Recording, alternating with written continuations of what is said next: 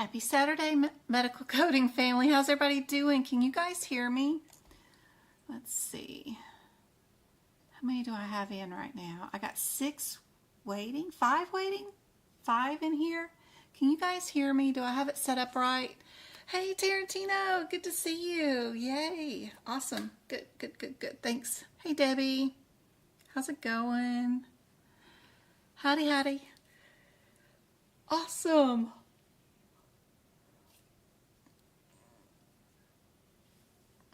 How's everybody's Saturday going?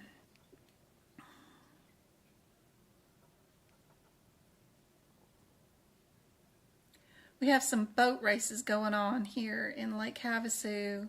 We have a river, you know, the Colorado River, and goodness, one of the boats in town went flying through the air, literally. It's crazy. They're sharing it around Facebook, but it is still a beautiful day. The boat driver was not hurt, so that's good. Good, good, good. All right, let me find where's my document for today? What did I do with it? Let's see, what did chat say? First time here, awesome. I hope I can help you out. Presently doing medical coding, and I started listening to you and applying everything here, and it makes much more sense. Oh, good. Yay, yay, yay. Awesome, awesome. I hope this helps a whole bunch. Don't forget to visit AAPC's website. They have right here at this site right here. Let me see if I can't. No, I can't copy that because it's a screenshot. But if you go to AAPC's website and put in this URL right here, it'll take you to this YouTube video, I guess you might call it, but I think it's just a video on their website that has all these different areas. Like if you're just going to take the exam electronically at a testing facility, they have a video for that. If you're going to take it remote from home, they have a video for that. And going to this area is super helpful because they tell you step by step. They show you what your desk should look like, how to position your camera, how to show off your driver's license, how to shake out your books. Every little tiny step of going through the exam, they do there on this video, even if you're going to do it at a testing center. So that is super handy dandy. Be sure and go look for that. It is awesome. Awesome little video for sure. Few little tips and advice for the certification exam is go to the answers first and find the answer that makes the question correct. Do not look for information that is not being asked or is not related to answering the question. Go to headers before CPT code descriptors and practice on your focusing on the exam. This exam is not like a true representation of whether you're a good medical coder, because no one's going to give you a patient's chart until you have 120 seconds to code it. Go. So, you know, don't treat the exam like you want to make sure to prove to everybody that you're a really good medical coder. That's not the point of this. The point is to find the correct answer, the fastest, most efficient way possible. So please, let's focus on doing that. You're going to go straight to the answers, and you're going to look at the different answers headers. And what I mean by that is inside your book, if you have 2 answers that are here and then 2 answers that are here, there's a big difference between those headers, but there's not a big difference between these excisions and these excisions. They all start off the same: biopsy, excision, resection. They start off right here: biopsy, excision, excision, re-excision. It's the same thing, and the code descriptors are going to look the exact same underneath the same headers under excisions, if you have 2 excisions. But the big main difference is if you looked at the red body part headers. This is everything, and the only thing that we're working on is this body part, which is a palate. If we're working on these excisions, we're doing the tongue or the floor of the mouth. But the CPT code descriptors might not say tongue or roof of the mouth or floor of the mouth.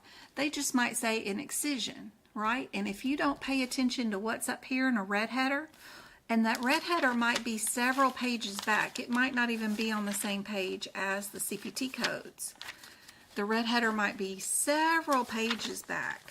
So you need to be careful. It's not always convenient that the red header with the body part is on the same page as the CPT codes. So that's what I mean when I say go to headers before CPT code descriptors. If you're running from code to code and only reading what the code and the description is, and you're trying to pick an answer just from this number and that code description, then you're not going to pass your exam. You need to learn to look at your blue header, which describes what surgery you're doing. Are you doing an incision or are you doing an excision? But you also have to look back at your red header. Every chapter is set up that way, no matter where you're at in the book, and that will make a huge difference in your scores. So if you start attacking your practice exam questions by looking at the red and blue headers first, then that will make a huge difference. Unless all of your answers are right in a row, like A, B, C, and D, then you don't have to worry about your blue and red header because they're all underneath the same headers, right? So that's when you look at your CPT code descriptors and your individual code descriptions. But that rarely happens on the exam. So anyway, let's get started with these exam questions. What do you guys think is the answer to this very first question? Just put in chat what you guys think is the answer.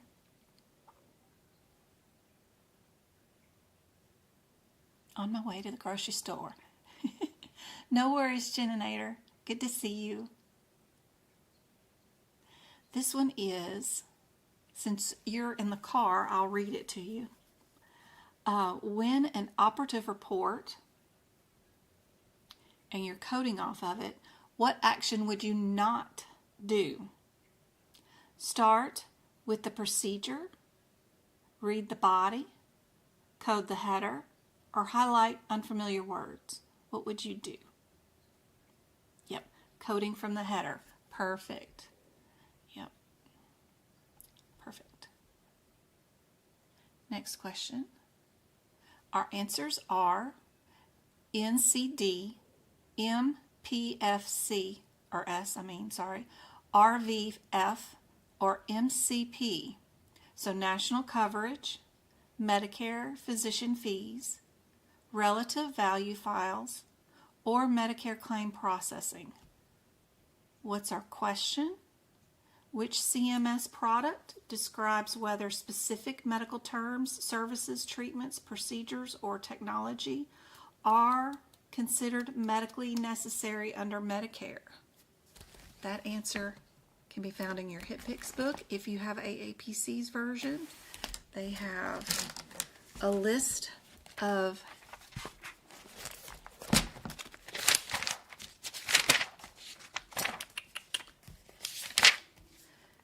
general, it's Appendix H, general coding policies, and then also they have Appendix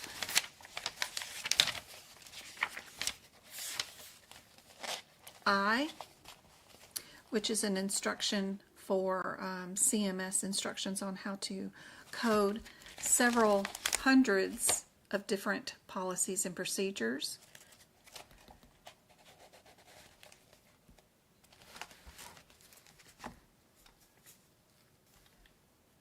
Does anybody know the answer to this one? Indeed, Shelley got it right. It is A. It is your National Coverage Determination Manual. Perfect. Good job. Medicare program is made up of several parts, A, B, C, and D. Which one provides HCC for Medicare patients? Part A, B, C, or D?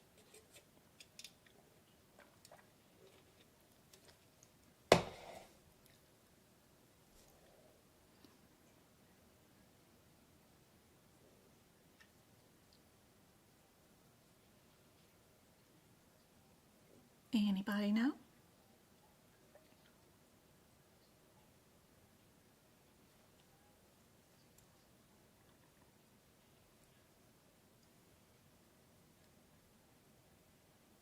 Christine says it is C.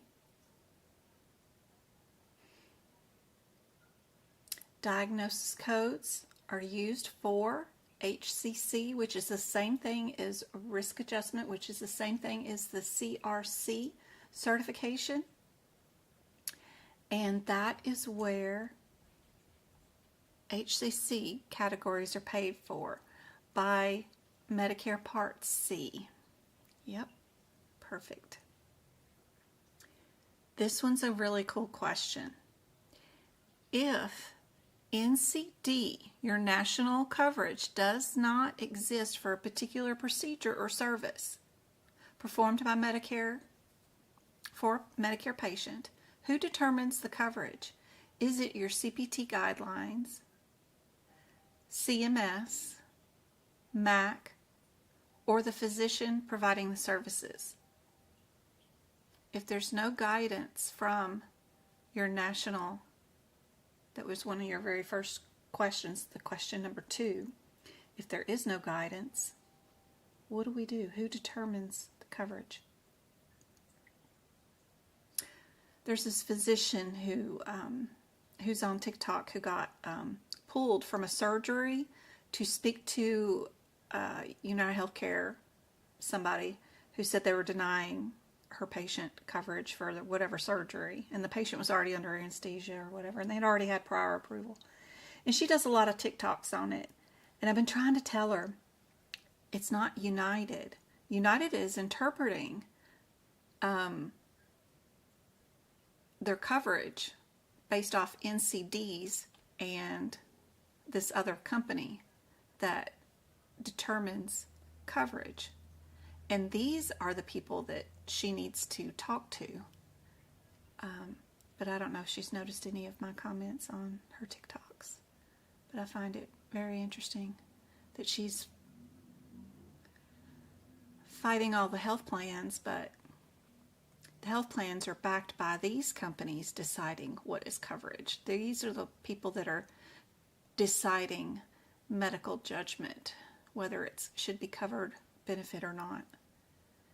They're the ones that are playing doctor here. It's not your CPT guidelines. Nope. This one's inside your HIPAA book. If you happen to have your 2025 HIPAA book for AAPC, if you go to page 777, in the middle of this nightmare publication of Appendix I, there is a small note on the second column that I've pink highlighted here that says NCD does not determine coverage. These decisions are made at the local MAC level. So that is Medicare Administrative Contractor, MAC. Yep, is who determines coverage. So we contract that work out. Yep. Minimum necessary rule applies to what? Is it a disclosure or a covered entity? What do you guys think?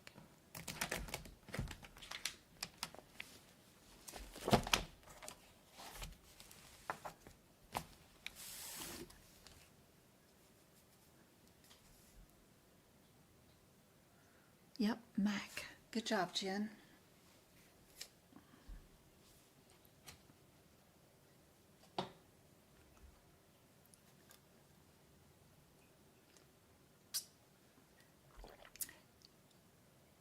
You are right. D is correct for this one.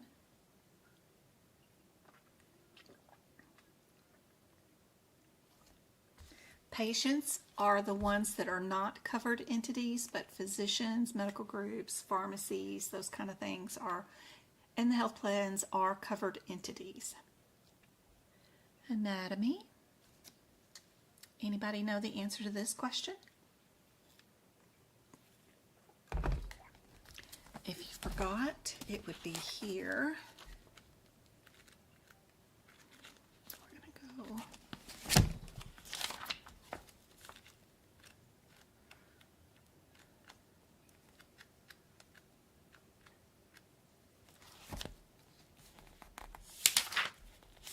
Sorry, Lester. I didn't mean to scare you. I scared him.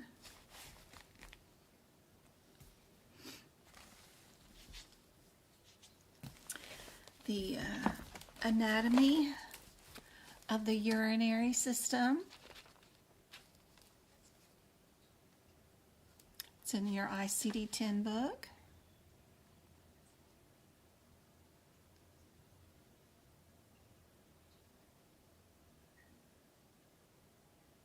Yeah, don't get confused about the differences between the urethra and the ureter. Be sure you remember those differences. Super helpful. Anybody know what this medical term means? We can go.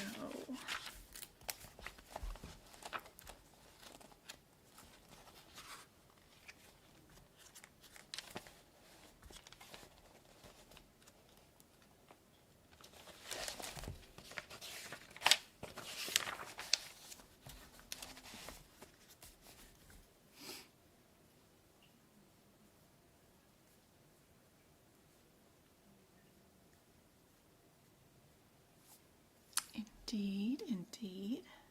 Any anatomy, you should be able to find the answers inside your ICD-10 book if you happen to have the AAPC version, because they'll talk about the anatomy first and then common diseases that are associated with it. And this is where they come and catch and get the anatomy terms from. This one. How would you find the answer to that? So if it's a procedure and you don't know what it is or what body part you're dealing with, you do have an alphabetical index in the back of your CPT book. So you can go to the G's, right? G-O-N, what in the heck?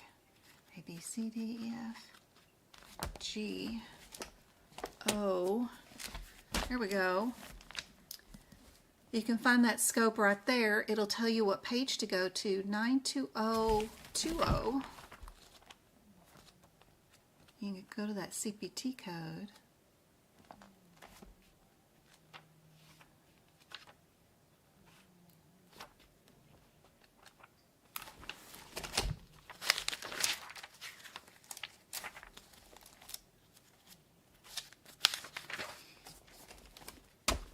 There is our procedure, but it doesn't give us much information as far as what it does, like anterior, lacrimal duct, you know.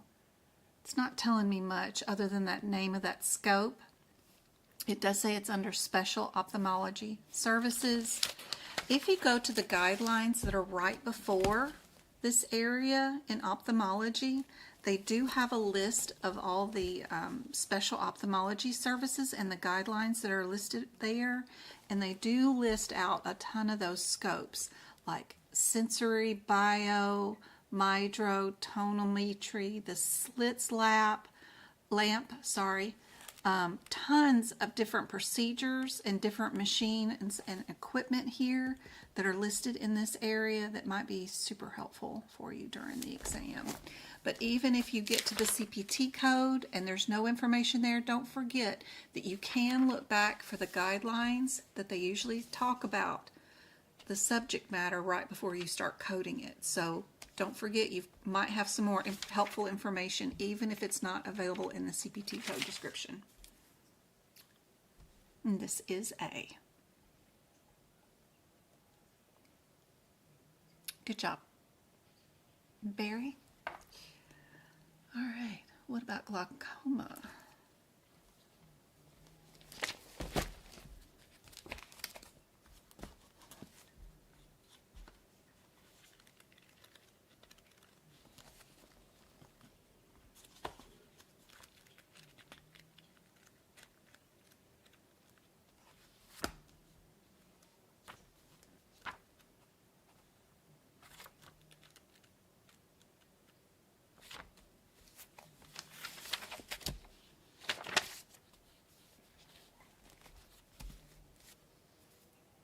If we go to 627, there's a figure right here of glaucoma, and it says, in this disease, damage occurs to the optic nerve due to increased intraocular pressure. Yeah, right there. Yep.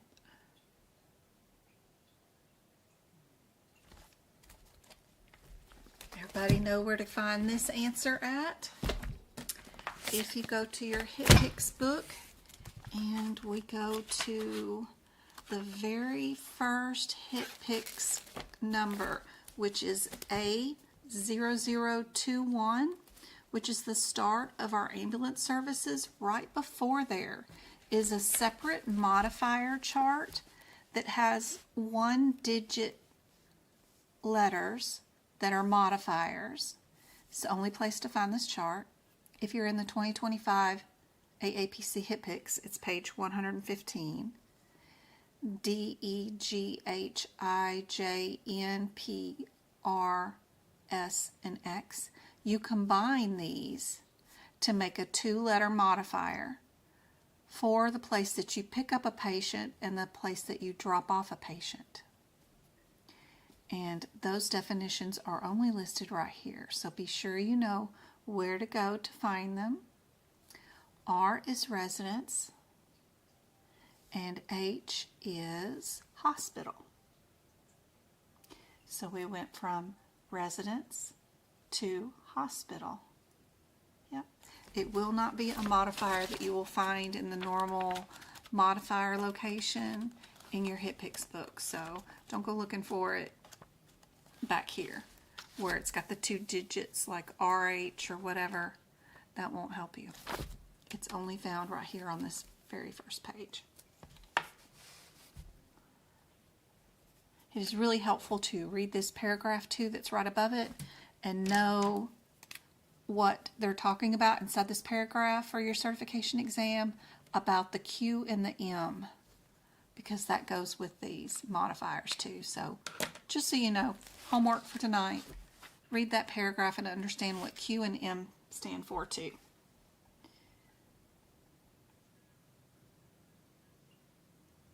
ICD-10. All right.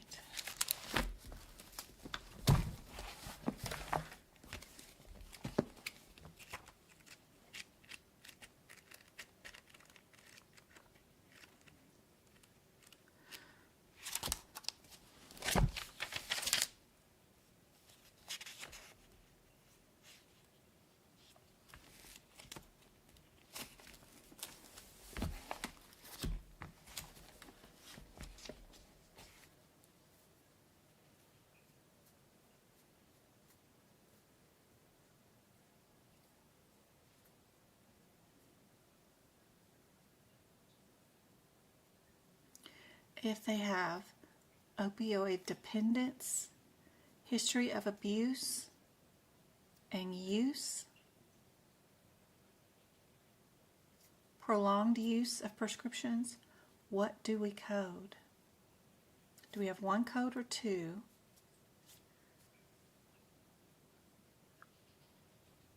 Opioid abuse is the 10. 20 is opioid dependence. 14 is abuse with opioid-induced mood disorder.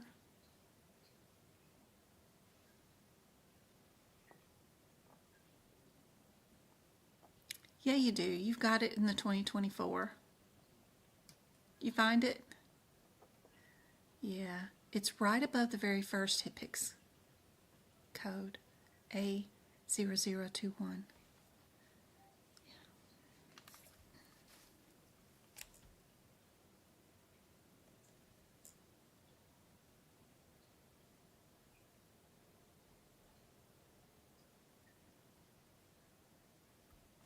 This one's going to be based off a guideline that you need to know about.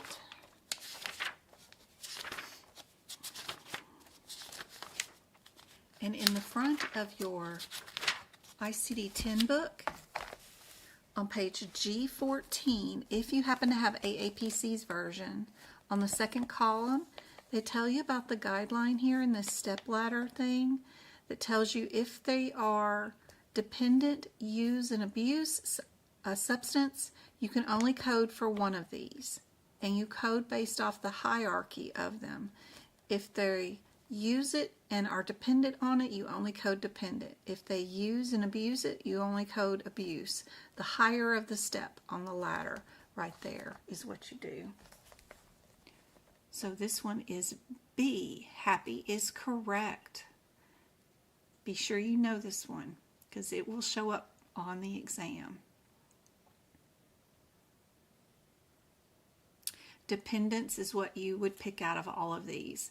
Even though they've got signs of dependence, history of abuse, and use, dependence is the top of the tier of that ladder right there on this little steppy ladder thing. So dependence is what you would code, which is your 20.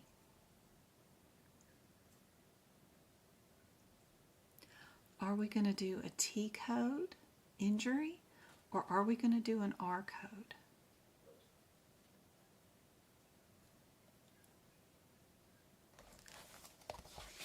I'm going to have another guideline related to this.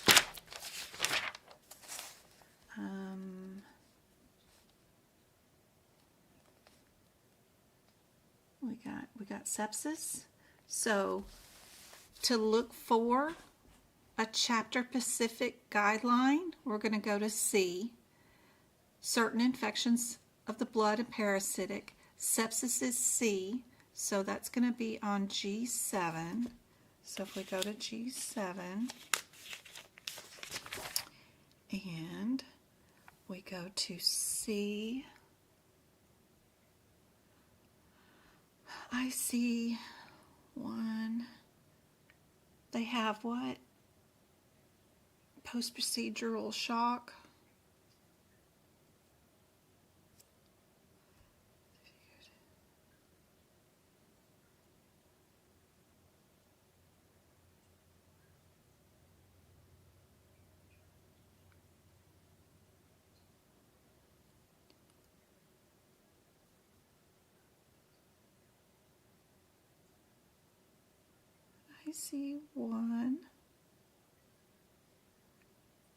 IC1, D, C, post-procedural infection. Oh.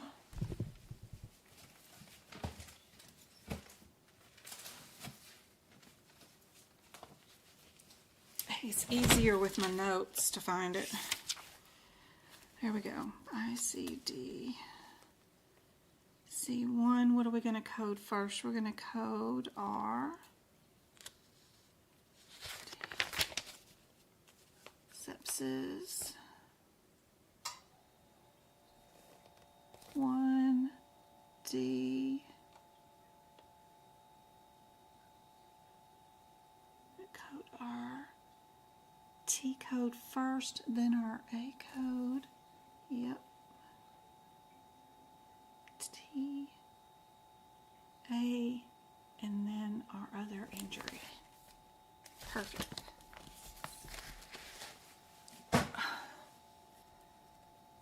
So I know I'm going to get rid of the B and C. It's the difference between these two. So my T4 or my T12.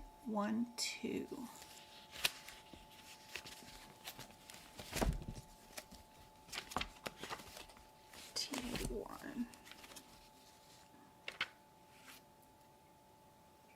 T81, 1 or 4. T81 is post-procedural shock, and then T81.4 is infection following a procedure. They don't have a post-procedural shock. They do have a post-procedural infection, which is our T81.4. So I would pick D as my answer. Yeah. Good job, Barry. Perfect. I think it's D.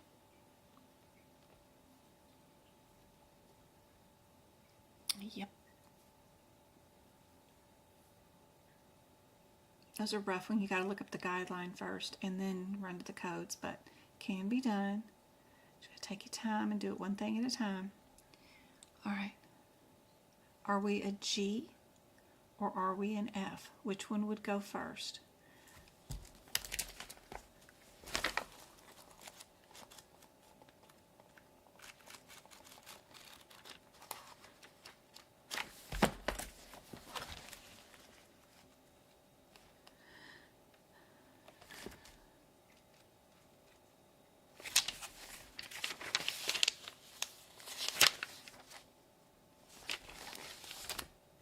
If we go to our F02, you got a lot of red alerts, and they're wanting to know, do we know what the red alerts mean?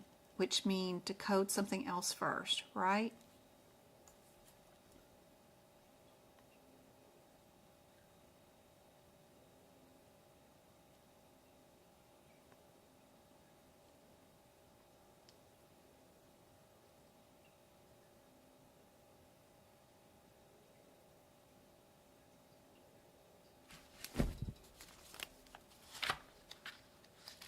So we go to our G30s. Are we a G30 or a G30.8? G30 is Alzheimer's. 0.0 is with early onset. 0.8 is other Alzheimer's disease. We don't have early onset. Well, we do have Alzheimer's early onset right there. Since it does say early Alzheimer's, good. And this one being that it's other, a lot of times, you see how this CPT code descriptor starts out with the word other? They often, that G30.8, do not use diagnosis codes on the exam that start out with the word other. Not very often at all. So, yeah, B. I like B.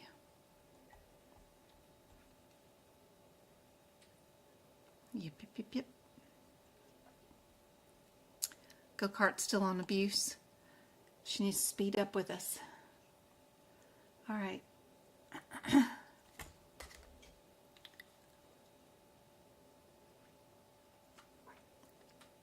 We've got two that start off with the same answer, so I know it's got to be something that's going on with that code.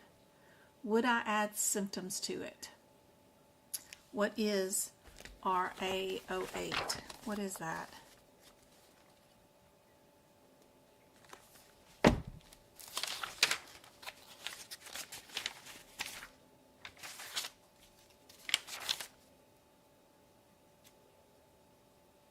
A08.4 is viral intestinal infection unspecified. It includes in all kinds of other stuff, gastric and all that stuff. So what did we? Our final diagnosis is viral gastritis. And you can tell in our includes notes, right underneath that A08.4, that viral gastroenteritis is included. Yep.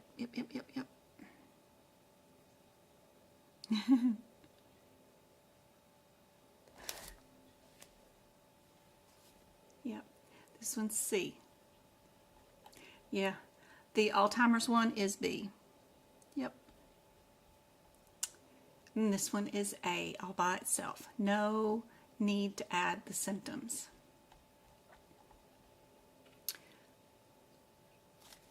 Which one would be acute MI? We go to I-21.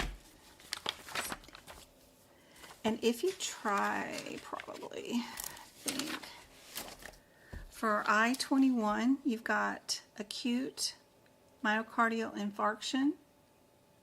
And then I-22 is subsequent ST of elevation. So you know it's an I-21. Are we an I-21.9 or I-21 and we're done? Is what we were supposed to figure out here. You know it cannot be this one because that's not subsequent. I-25 is chronic ischemic and we're not there. So it has to be either A or D.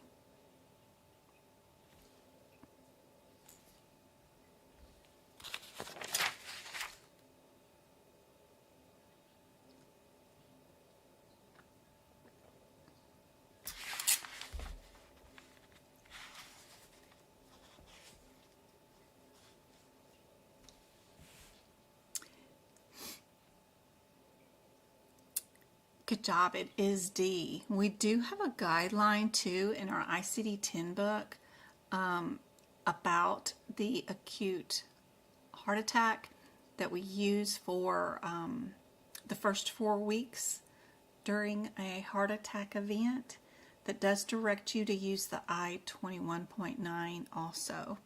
So, pretty cool. OB, are we an O80? Or an O62. What's our differences? Let's see. Can you get to these codes? Let's see. O62 is abnormalities of forces of labor. That's our O62. What's our O80? O80 is other, another one of those others. The very first word in the ICD-10 code descriptor says other something infections. Oh, that's for 86. Sorry, I was supposed to be doing 80. Where's 80? Encounter for full-term uncomplicated pregnancy. That's our O80. What was going on here? We have precipitous labor, and she delivers a healthy baby. Are we a 62, which was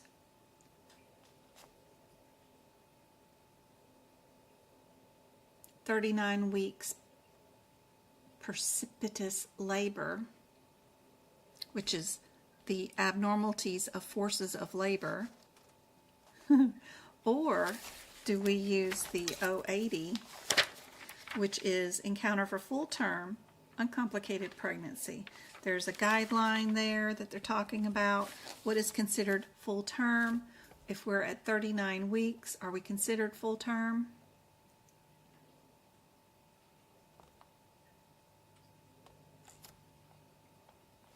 They want to know if we know that guideline. We would definitely not code both those together, right? That doesn't look right. We would be one or the other. So, yeah, I would get rid of B and D as possible answers. It can only be C or A, because you can only use one or the other. We only got one mama having a baby. She is at 39 weeks.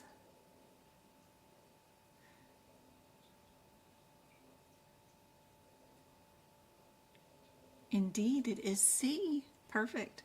Good job.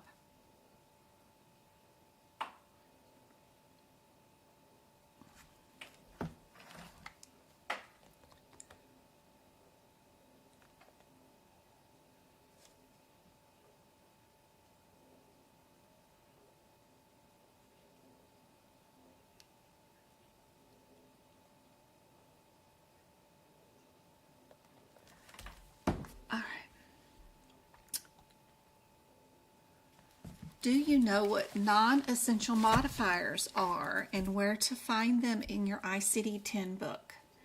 if you were to look up the word bundle and then branch block, there will be a list of non-essential modifiers with it. Which one is not one of the non-essential modifiers there?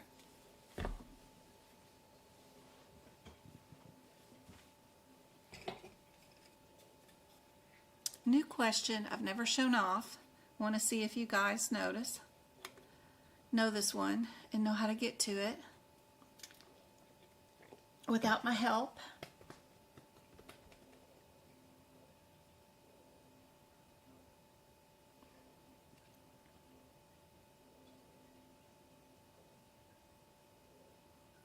I think Barry's ready for her exam. Good job. So if you just go to the alphabetical index in the front of your book and you look up the word bundle, actually the word bundle,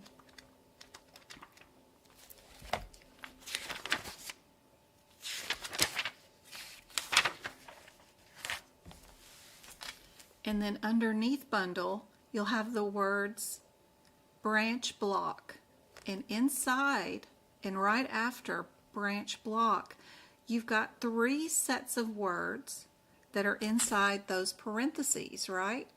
And what words are inside those parentheses are called non-essential modifiers for I don't know what reason, because that's just confusing when you've got modifiers in your CPT book and your HIPAA book, but they call them non-essential modifiers.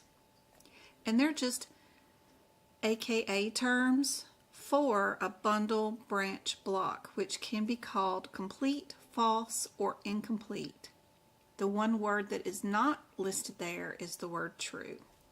That's all. Just wanted to see if you knew what non-essential modifiers were and knew what they look like inside the index in case you're ever asked.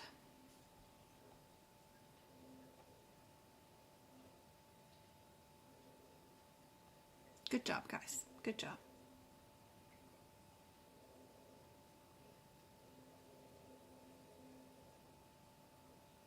Which indicator is perfect for endoscopic procedures?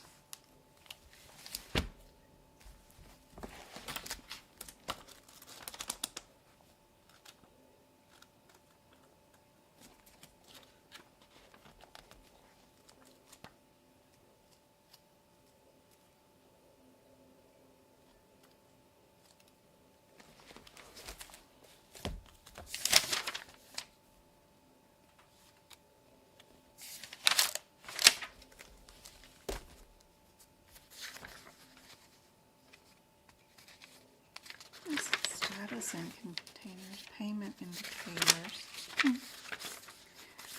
This one's just asking about global times and global periods.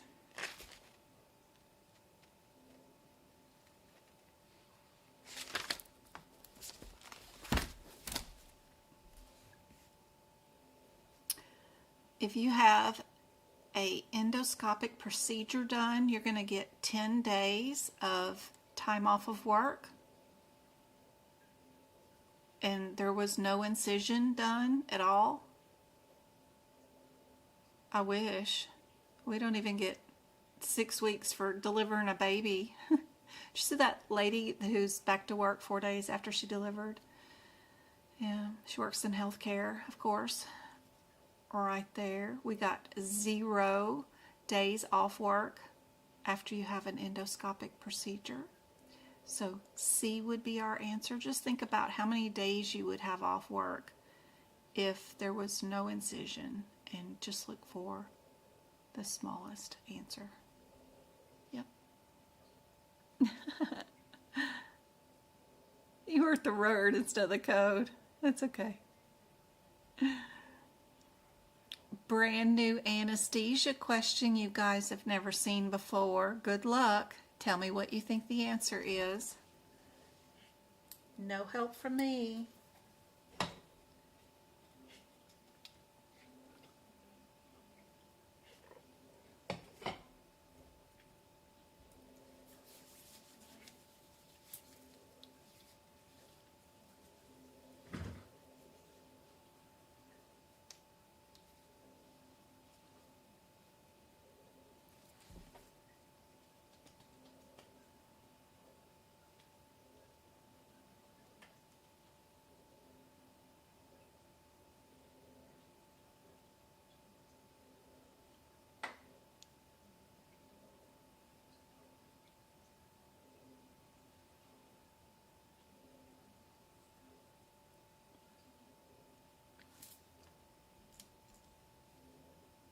if they did a pre-anesthesia assessment at this time,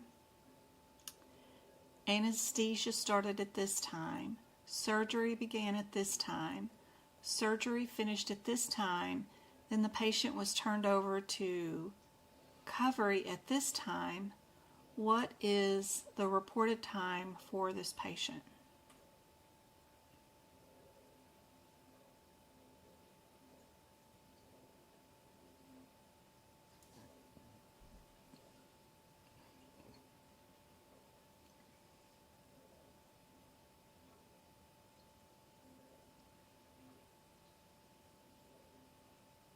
Just like the flight attendants that are boarding you on the plane and getting you in your seat and putting away your luggage above you in the compartments, they do not get paid to be there.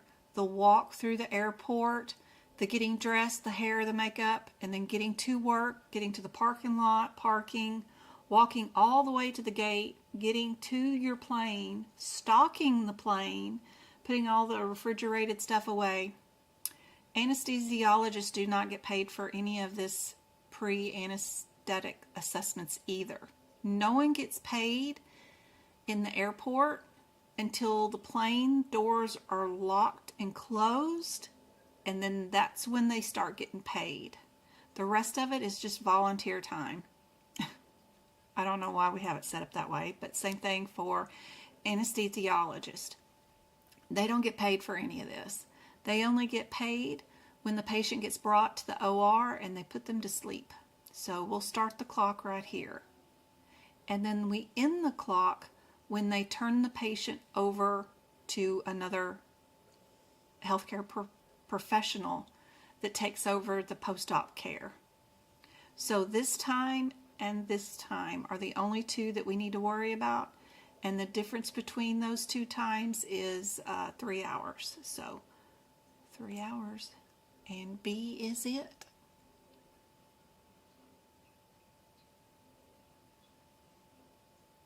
Indeed. B is it. There you go. All right. CPT. Let's see. They're all in a row, so I guess it doesn't matter. Let's run 009. I don't remember these codes off the top of my head. 009, 32. They're all in a row. 34, 36, and 38. They're all under the same header. I just have to find the one for what we're doing. What did we do? I got it. I got my answer. What have you got? Hey, Micah. How you doing? Good job, Happy. You're another one that I think is about ready for your exam, too. Good job. Perfect. All right, what about this one?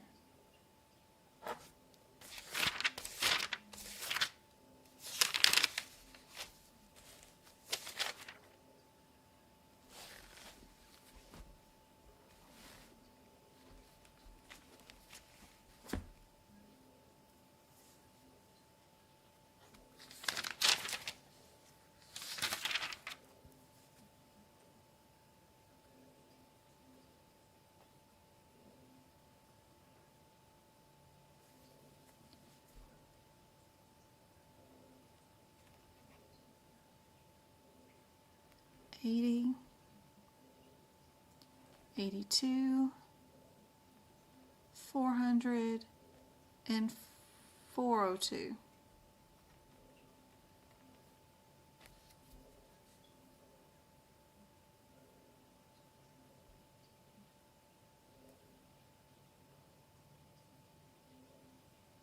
It's doing yours on the 13th. That's awesome.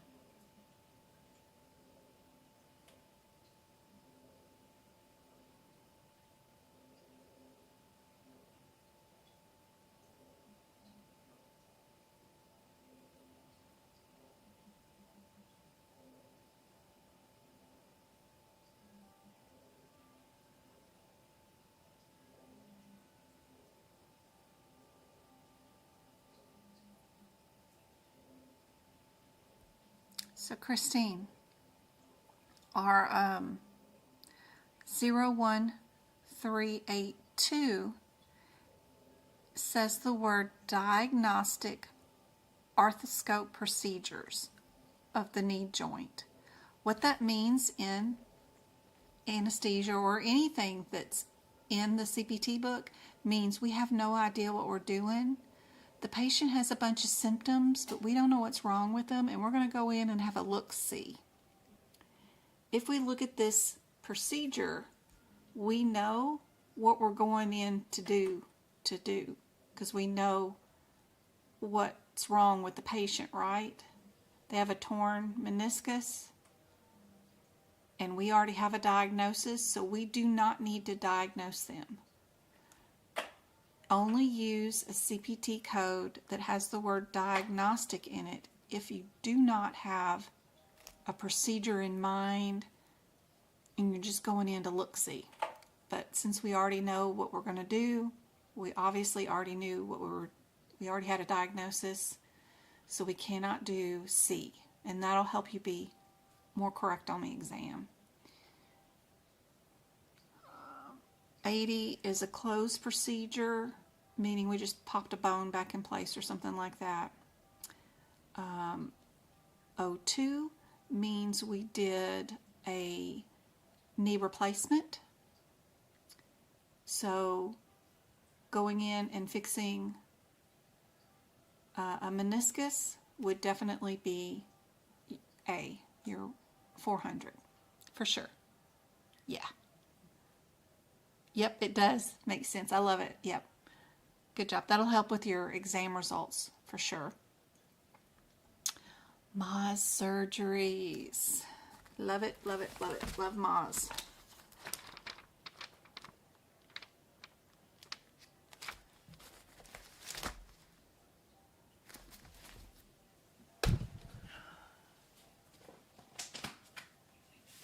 My mom's thing, she's got her TV going loud over there. Okay.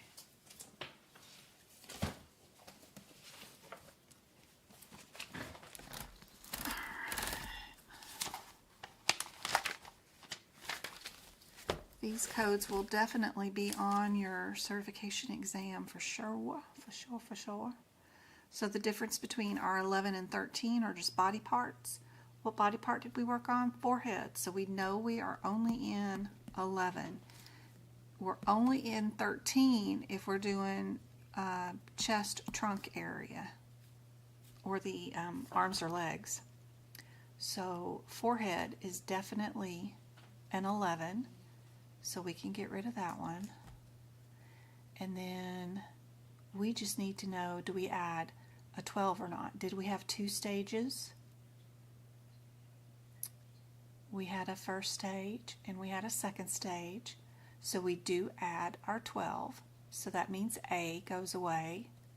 And then would we add the 15 or not? We would if either one of our stages had a block set that has a number bigger than the number 5. And because we do have one set of stage that is bigger than the number 5, then we do need our 15 code. So we know our answer is C for this one.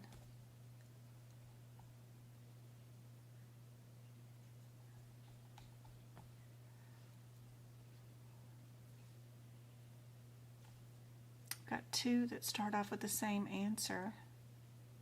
What is our 116? 116.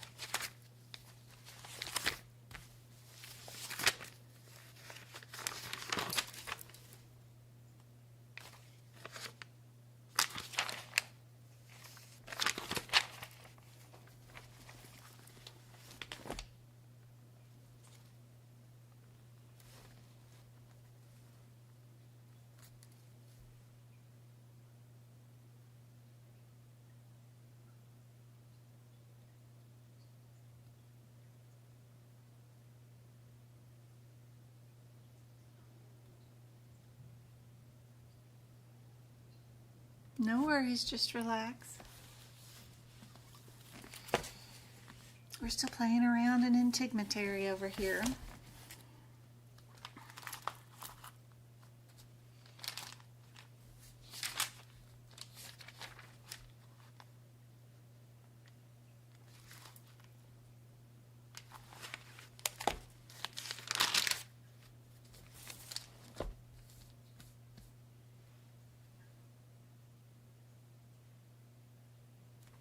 R11602 Mama code says we're supposed to be under the trunk, arms, and legs for anything underneath here, which is our O2 or O4s, all this stuff. But our body part is forehead, so the 11602 and O4s are not in the right body part. So I don't even have to go look up anything else other than I just know I'm under the wrong body part, and I know A has to be my correct answer, and I would move on to my next question, because anything right here is supposed to be trunk, arms, and legs. So don't go verify. If you've already eliminated all of these could be possible answers, then keep moving. Don't go verify that's the correct body part. Just pick A and move on. You don't have time, because some of these other questions that'll come up later might need more time.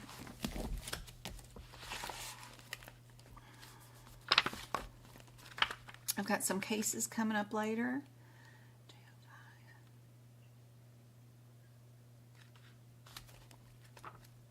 You never know when you might need more time. So keep it moving, keep it moving. JO510, 40, 50, or 60. Where are we at?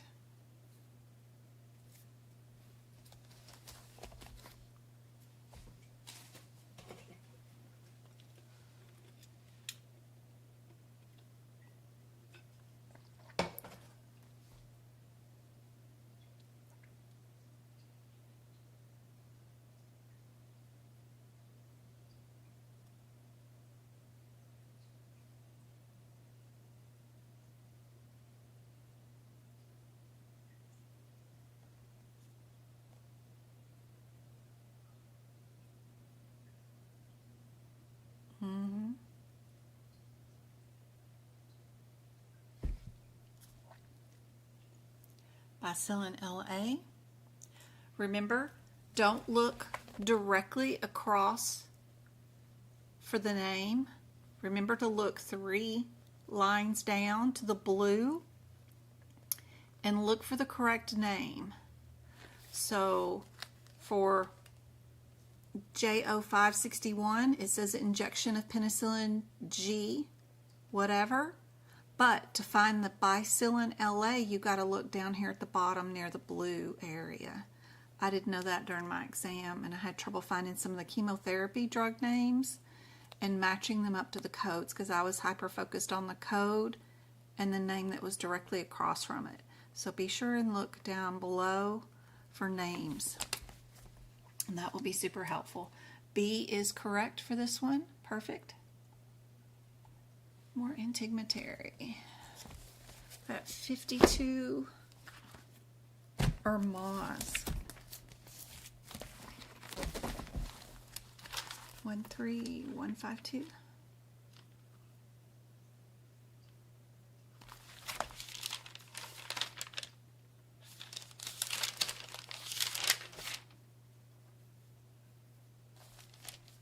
What's a repair complex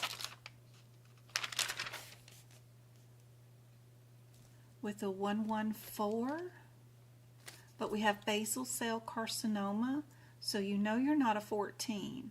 That's for benign lesions. You know you have to have, yeah, that does not work. That won't work.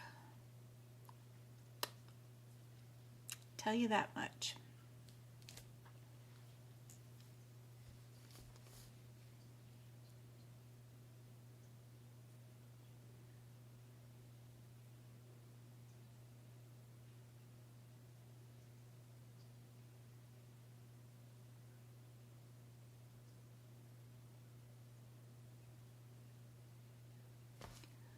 13 is for trunk and arms. If this is on the face, it could be an 11.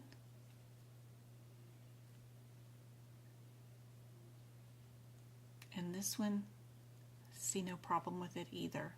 You need to decide whether you are A or D.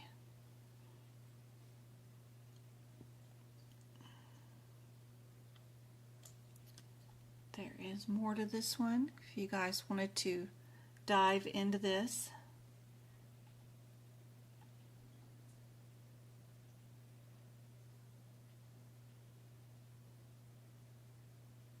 Good job. I love seeing all those D's. It does say Mohs surgery, but be careful because sometimes they might put a fake thing there of what they're planning on doing. Be sure to check your note inside. And since they are talking about a stage, and they did talk about in the middle of it that they did do a Mohs surgery, yeah, then you really did do the Mohs surgery. And A does not have a Mohs surgery in it. D does with the right body part location. So you could pick D and move on to your next question. Good job.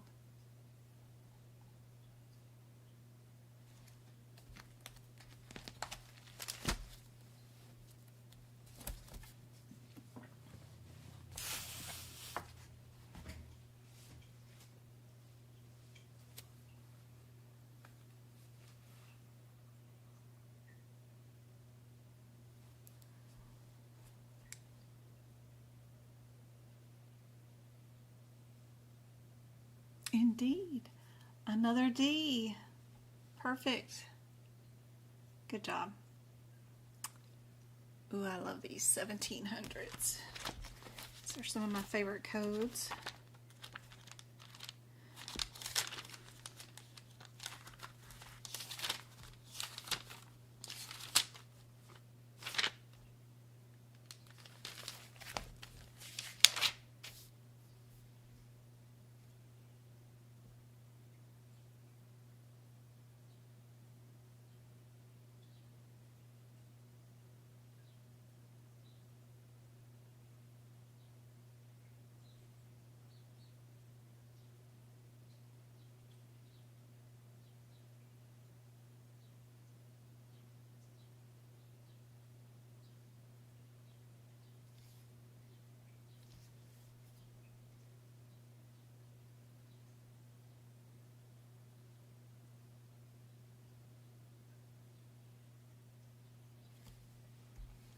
You can't see the answer?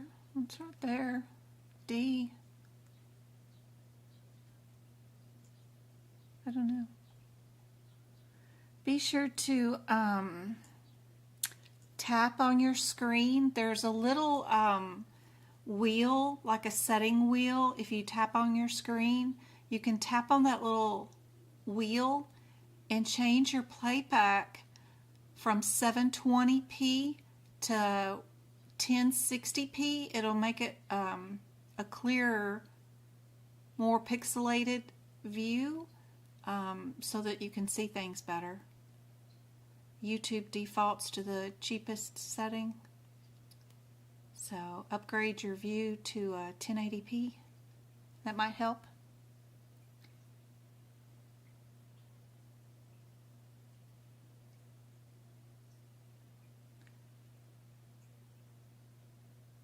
If A is the correct answer,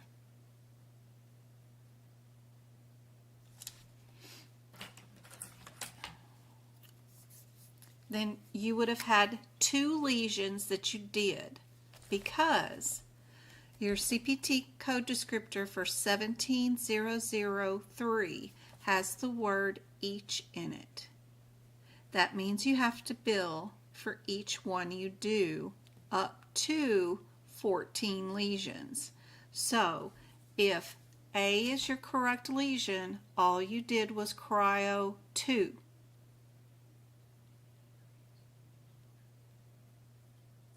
Everybody still think your answer is A? How many lesions did you do? You did 4, 8, 12.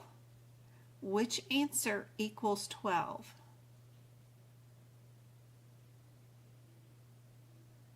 This means you did 1, and this one means you did 11 more. So this one means you did 12 altogether. Just because it says 2nd through 14 doesn't mean it covers all 14 lesions. It has the word each in it right afterwards. And when it has the word each in your CPT code descriptor, that means you must multiply this every time you do it. I go through my notes and I add that times beside each one of them that says the word each.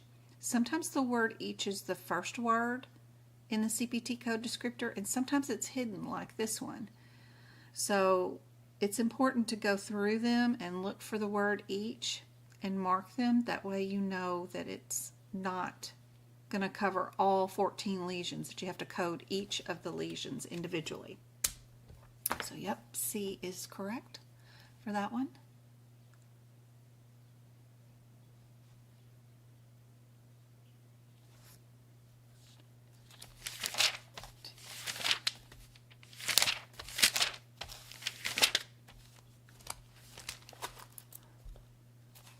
Adjacent tissue transfer scalp. Are we doing scalp? Forearm.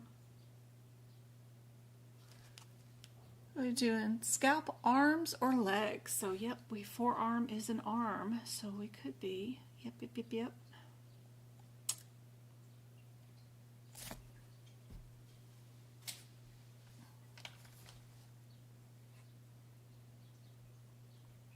Cool, just relax.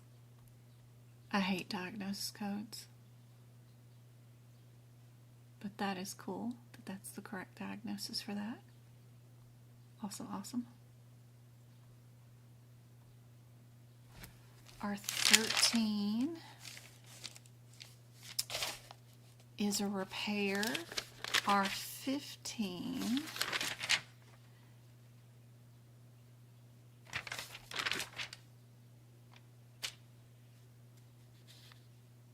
autografts, and our 14s are adjacent tissue transfer.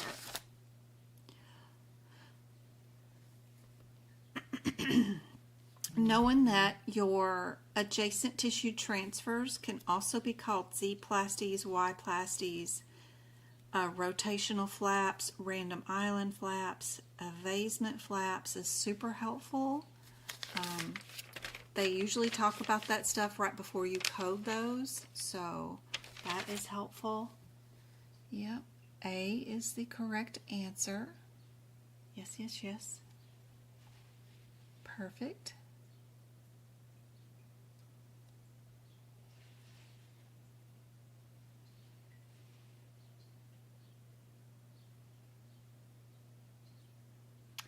On 1421 is scalp arms. That is scalp arms. A yin yang tap flight. Ooh.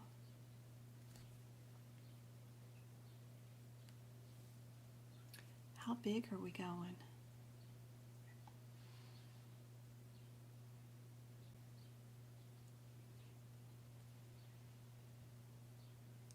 The final measurements, we got full thickness,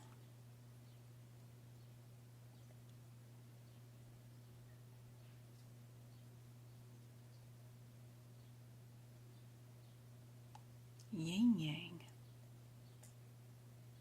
that's cool.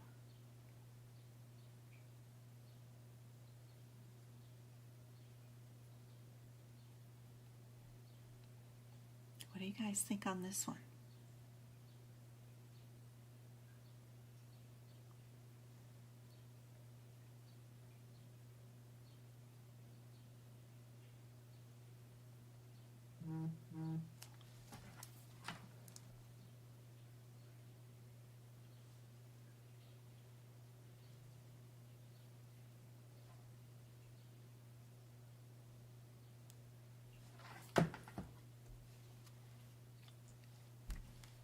Hi Martin, how's it going? 22 modifier? You throwing in a 22 modifier for increased procedural, for extra fluff? No. Our 21 procedure, 21, only does to 30 square centimeters. So if you look down here at our total, we're at 36. So our 21 only handles up to 30. So we're definitely not there. You got to find one that goes higher.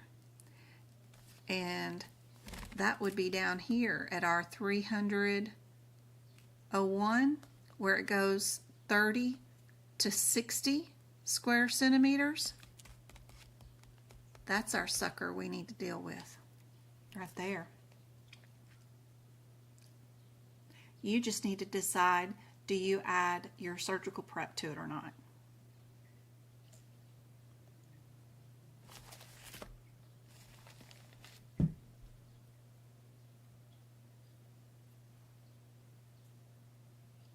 And that just means, was our graft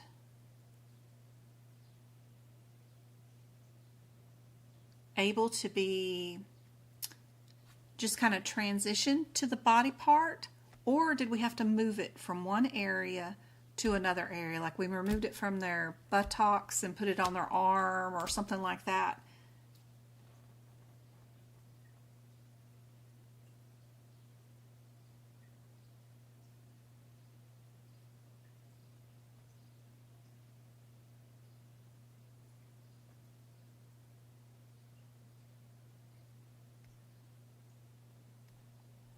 We did get the wound preparation was done, so we will be billing it. So we do get to bill for both procedures.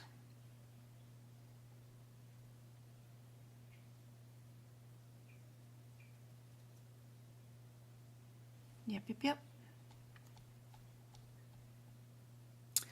All right. Are we dealing with, let's see, 16 and 15 are the closest. So 2, 3, 2, 3, 6. 2, 3. 2, 3, 6, 15. 15 and 16 open procedural of the proximal, blah, blah.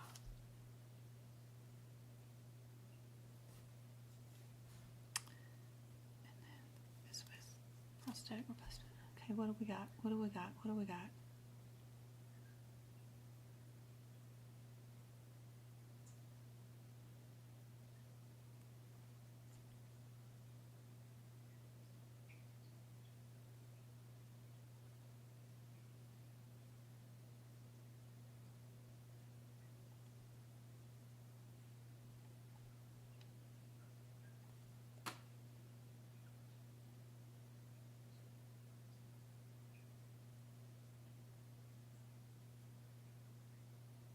That's awesome.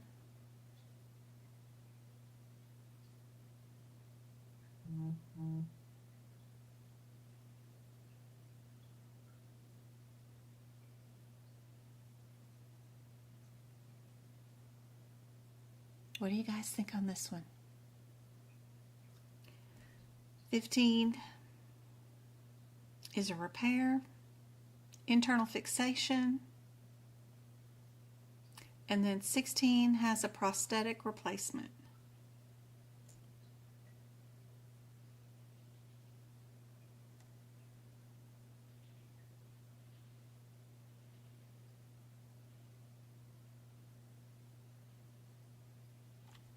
It says right there an implant was placed.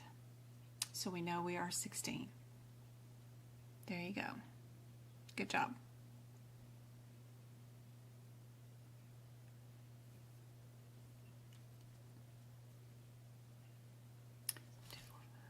Two, four, five. 2, 4, 5, 3, 5.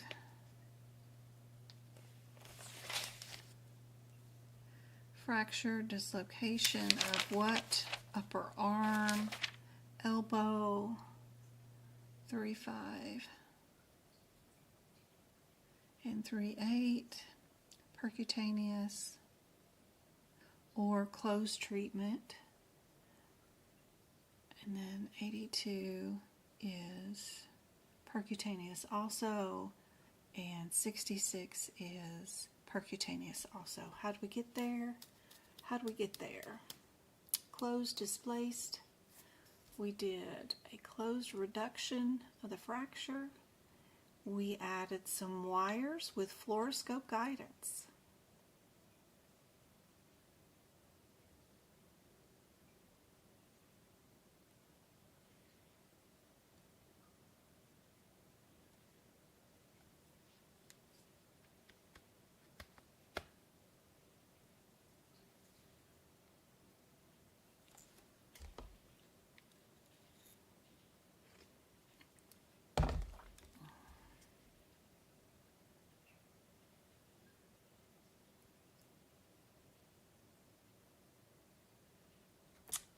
Indeed, B is correct. Good job. Perfect.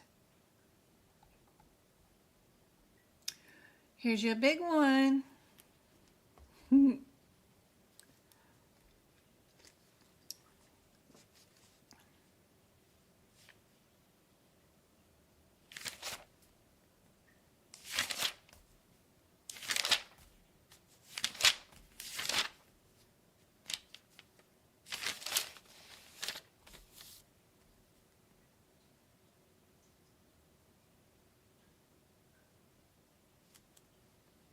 Orthocentesis. Those are such good ones. Oh.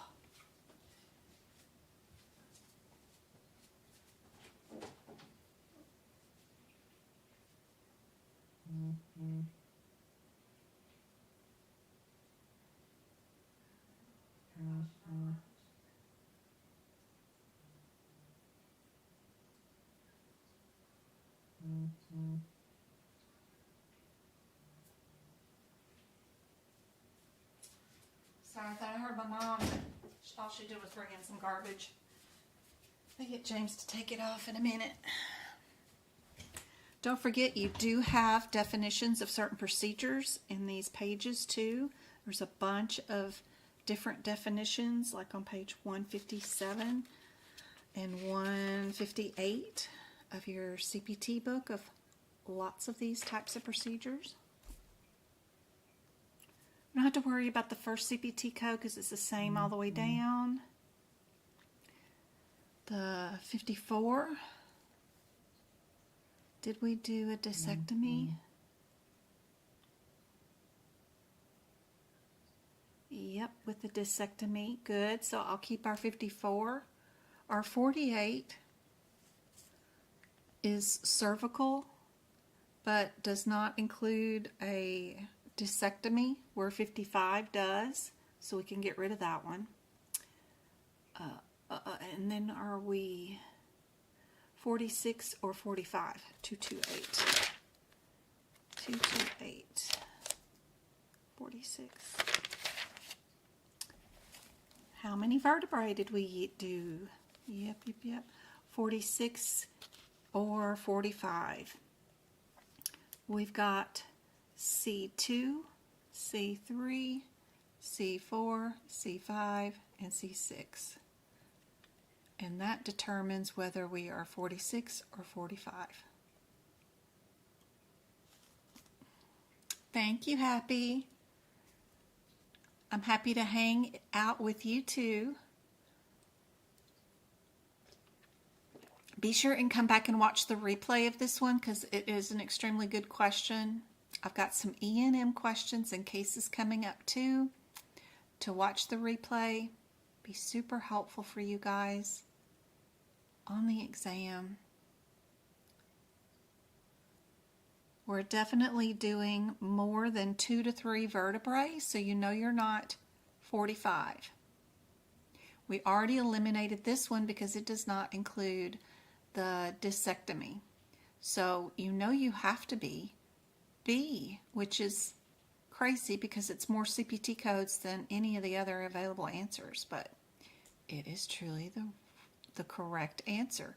It is not D, because this procedure right here, the 22548, does not include your discectomy. And you did a discectomy with discectomy. The only code that includes the discectomy is the 54.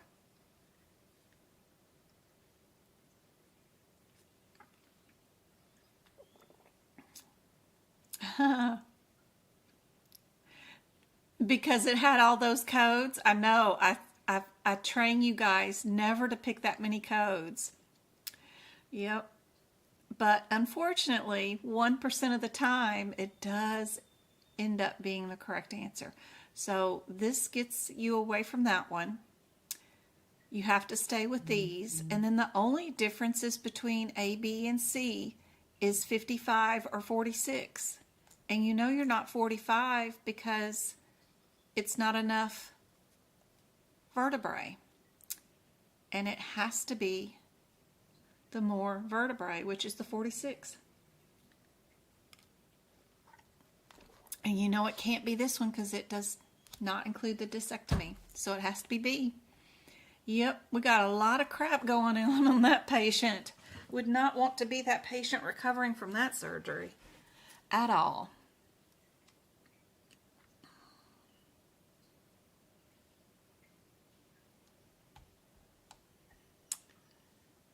All right.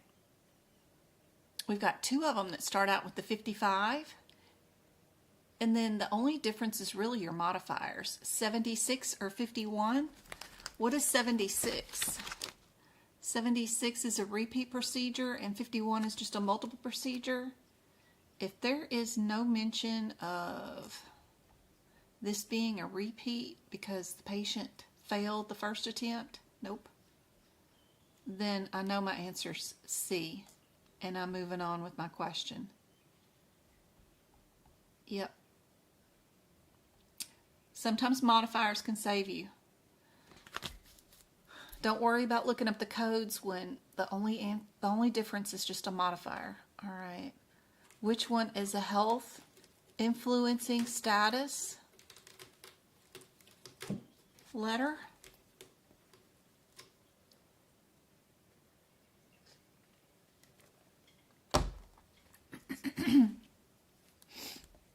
For ICD-10s, that is only D. That is Z. Yep. All right.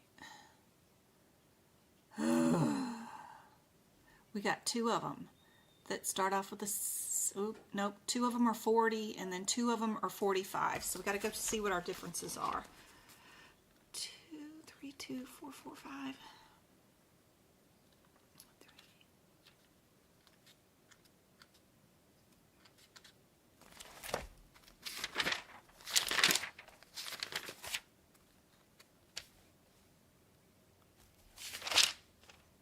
What body part am I under? I'm under lungs or pleural.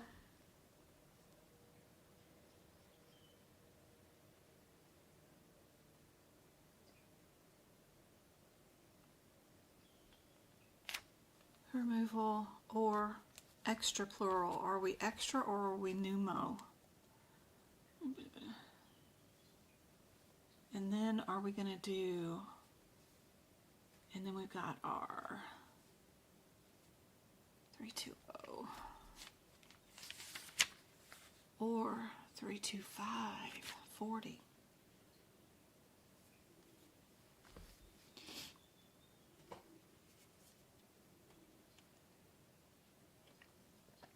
Look into those parentheticals, that's right. For lung resection.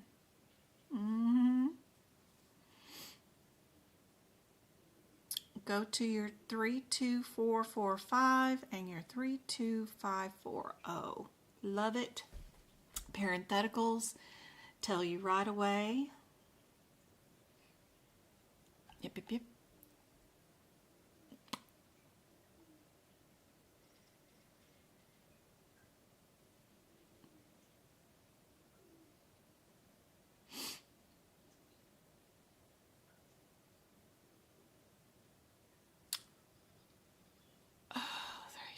I write down the right one? Thoracotomy. Why did I write down thoracotomy? Do I have the right rationale for this one down? Because we know we're supposed to be, for our parentheticals, we're supposed to be C, right? 3-6. And then this says thoracotomy. But we did a pneumocotomy. And I've got 32551, which we're not anywhere near that. So I think I got down the wrong rationale for that one. No telling what I did there. But I don't think that one's right.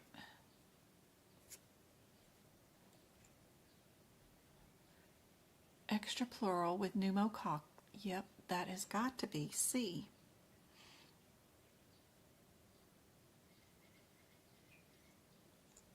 Yeah, I just wrote down something totally wrong for no reason. And sometimes that happens when I'm copy pasting and putting things in. But you can tell that I totally got the wrong thing down. Because we're not doing a thoracotomy. Maybe I thought about putting in a chest tube question and then rearranged it to where I put in something else. No telling what I was doing. But we know what the right answer is. Alright, we've got 305, 304, 306, or 304. We'll start with the two 304s. Because those two are going to be closest. And they'll be under the same body part, which is our nose. 304.50. And then 304.20. One of them's under rhinoplasty secondary. One of them's under rhinoplasty primary. Is this the first time they've had this done, or are we refixing what they've already had done? I don't see anything about them having this done before. And if this was a subsequent rhinoplasty, they would be down here. Plus, you want to avoid non-specific or a bunch of 9s too. But I like A as far as rhinoplasty goes.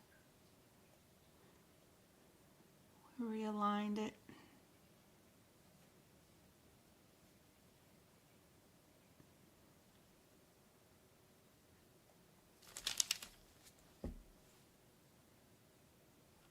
Yep, A is it.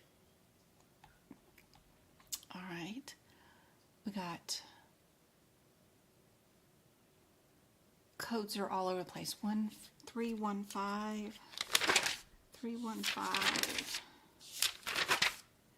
31500. Introduction to the larynx. Is that what we did? We did a thoracotomy. So we are not here at the 31500. We got to keep moving. So 316, what is 316? We're here. This is a trach and a bronch. Did we do a tracheotomy? Emergency procedure? Is that what we did today? Or do we keep moving and go to 32551?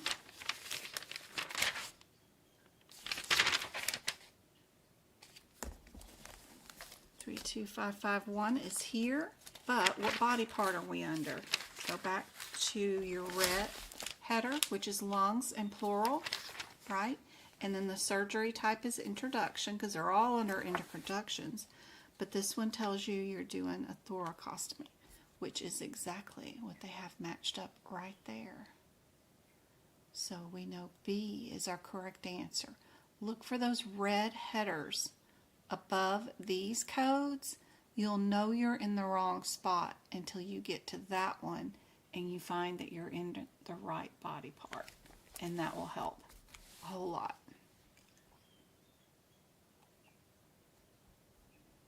Everybody ought to know the answer to that question. For our guidelines, now I'm trying to speed up a little bit so that we get done in time, so I'm kind of running. Causal relationship with hypertension. Is it hyperlipidemia, asthma, diabetes, or CKD?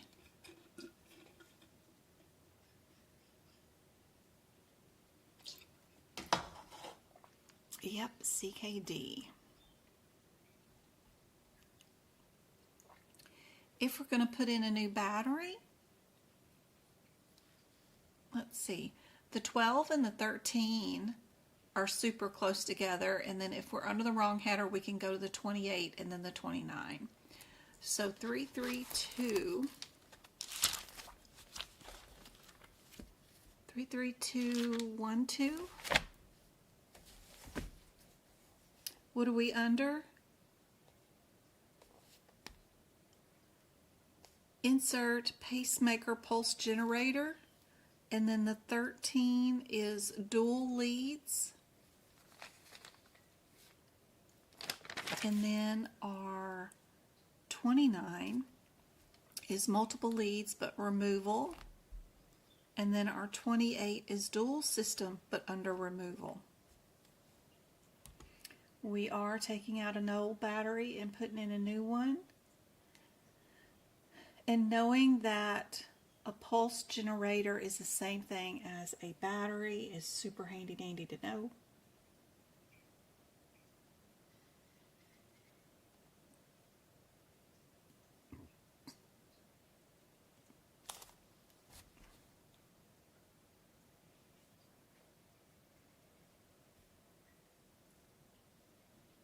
Indeed, D is it. Perfect. Good job.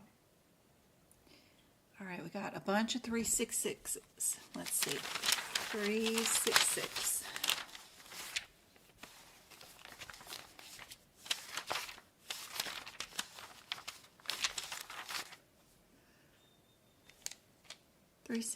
What? Oh.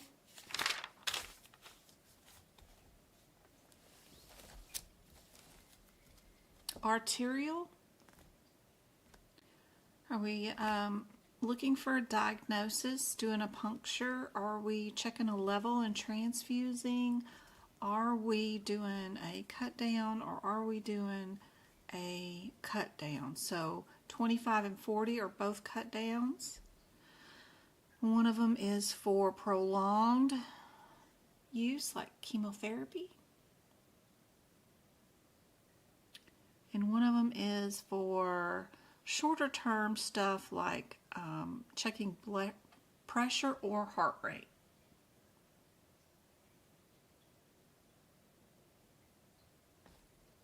Indeed, it is C.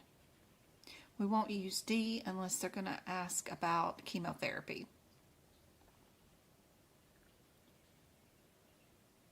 All right, are we a 45 or a 46? 362, 45. 362, 45 is arterial and vascular first order. 46 is second order of the vascular family.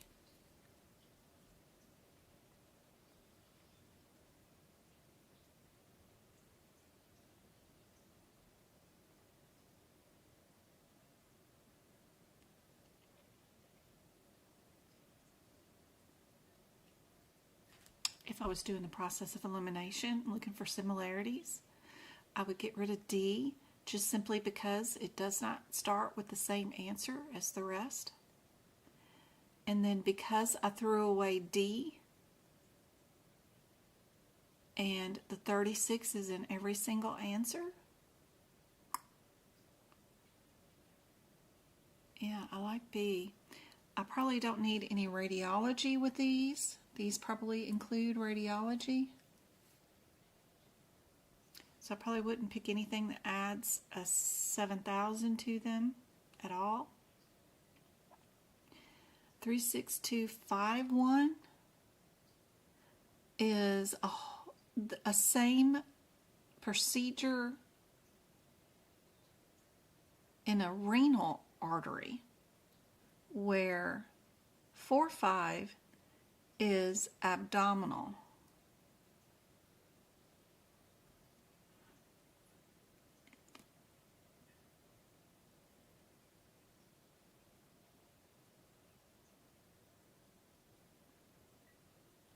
Yep. B is correct. Perfect. Ooh, back in the back. 934. 934. 60. What's going on there? We've got, what's its mama? Its mama is a catheter, coronary arteries, angio, intra-operative injection, coronary angio, imaging supervision is all included. What are we doing? 60. Do we need a 66 or a 65 to go with it? What kind of codes are 65 and 66?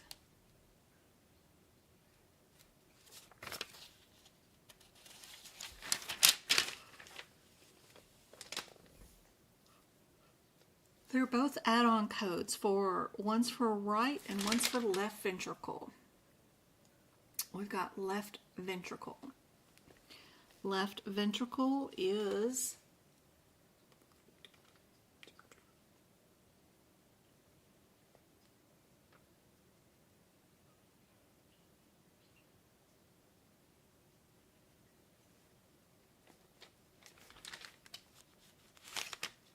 followed by the right angio. It's left and the right angio. Yep, our angio was right, so we'll pick B as 66. This one is for the left angio. Perfect. All right, we got 45378 down twice. Would we add those two? Or would we be by itself? We've got that one listed twice.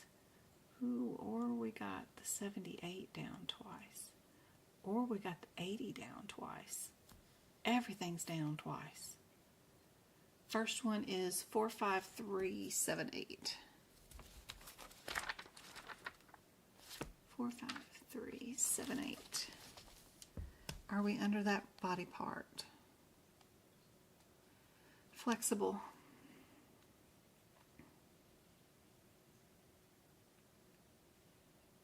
That's diagnostic.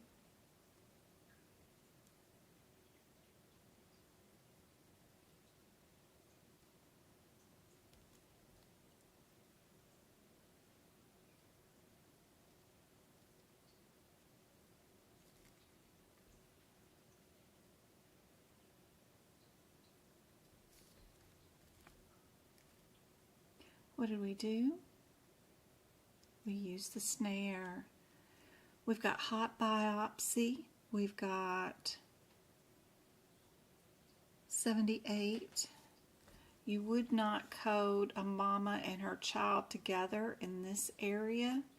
These two are coding irregularities. It can only be the 80, which is a biopsy, or the 85, which is the snare technique. And since we do have the snare listed, then we know it has to be A, because you do not code those two together. Nope, nope, nope. Mama and children do not go together. All right.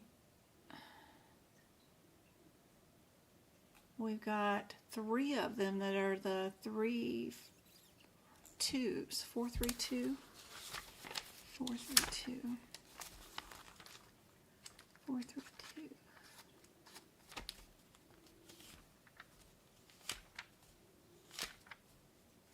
432 05 432 05.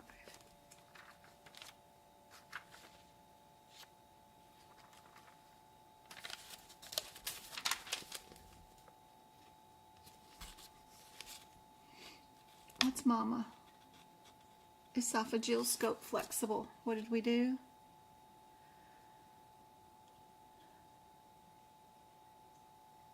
We did an upper GI endoscope. We're in esophageal scope. We're not in endo. With a 3-2. Wrong procedure. What's 3235 then? 3235? 3235 is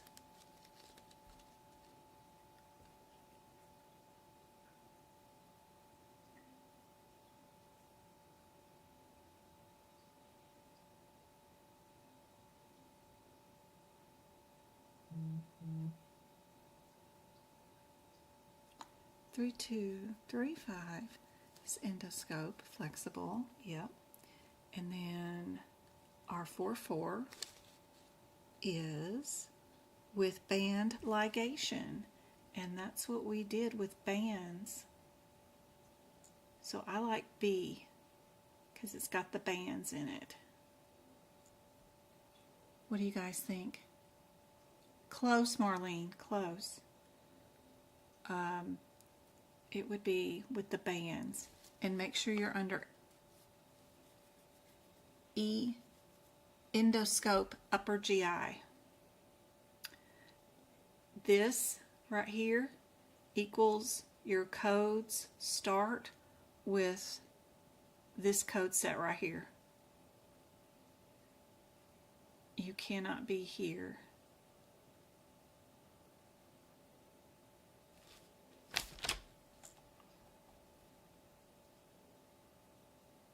AKA terms for procedures where the words are different than what the CPT code says, but it still means the same thing, is what they like to test you on for sure. All right, 366, 32 and 33 are super close. 3556, 566, 566. Ooh, I got a lot of OB and delivery coming up. I forgot about that. Oh, 566. What? 32 and 33. So that mama is different than the other mama. One of them's radical complete, one of them's radical partial. What did we do? What did we do?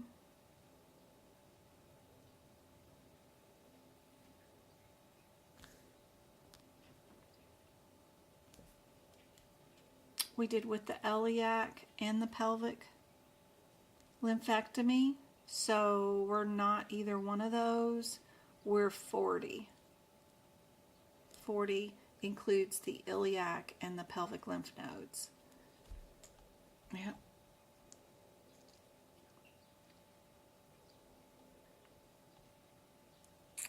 All right. We've got 3 answers that are in the 8-5s. So these 2 are closest. So let's go to 585, 585, 63. 585. Oh gosh, I hate these codes. I hate them, hate them, hate them, hate them. 585, 63 is under what mama? Hysteroscope. Is a histoscope what we did today? Yes, we did a histoscope. What did we do? Thermal ablation. What is 6-3? That's ablation, but it's electrical. Yeah, thermal. Okay. So are we D? D? What do you guys think? I still have 37 of you guys with me.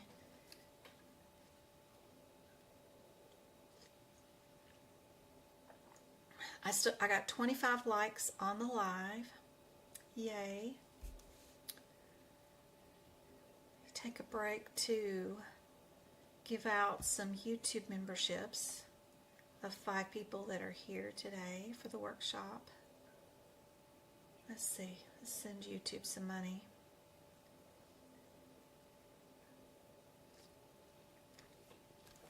Oh. Steph, Jay, Cyber, Sophia, and Lavea.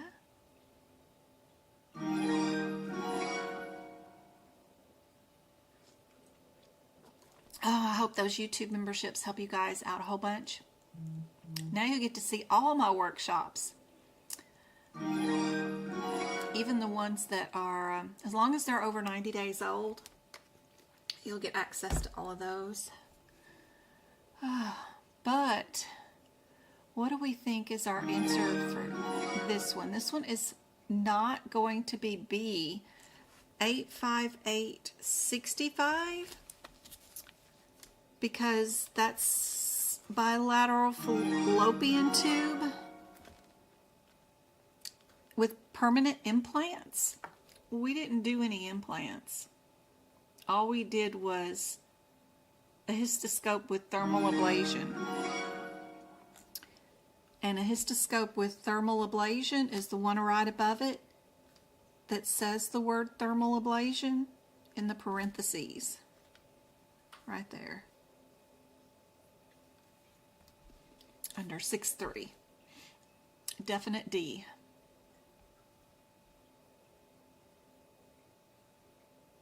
Yep, yep, yep, yep. OB and delivery. I think I've got like 3 of these examples for you guys.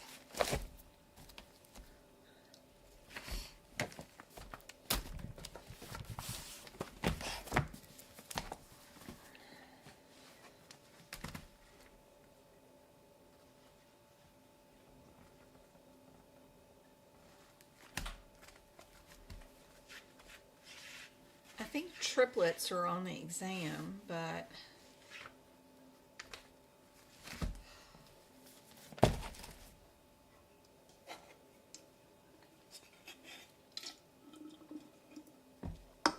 you need to look for 3 things with the OB and delivery.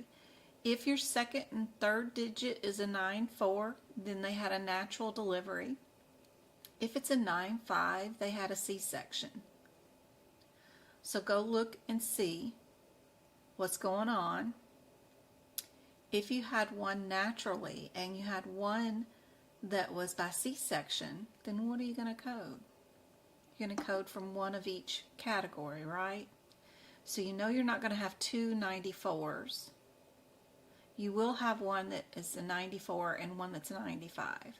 So it has to be either A or D. And then which one's more complicated for the physician? Is it the natural delivery or is it the C-section? And you always bill the more complicated surgery first. So definite D is our answer for this one. All day long.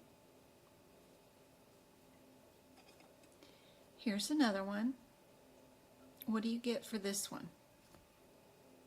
We got some 95s and some 94s.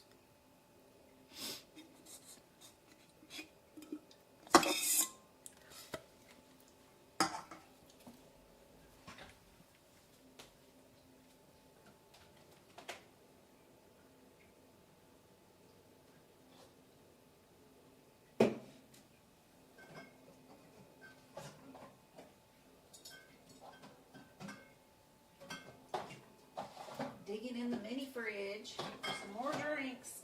Ugh. Got my TikTok influenced drink. They send out these little stickers that I like to get too.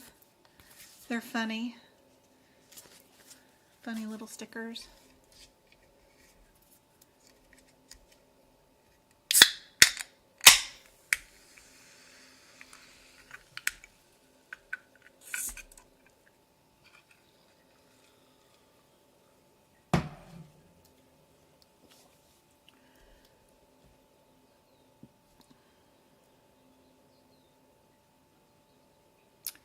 So you know it can't be 94 because they had a C-section. So you can get rid of C.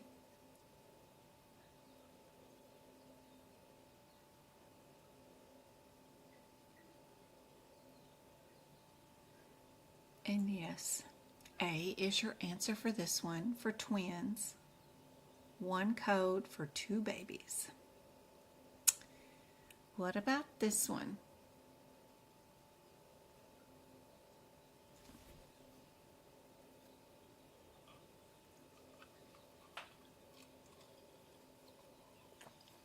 If your second and third digit is a 96, then that means they had a C-section prior, but today we're going to go natural.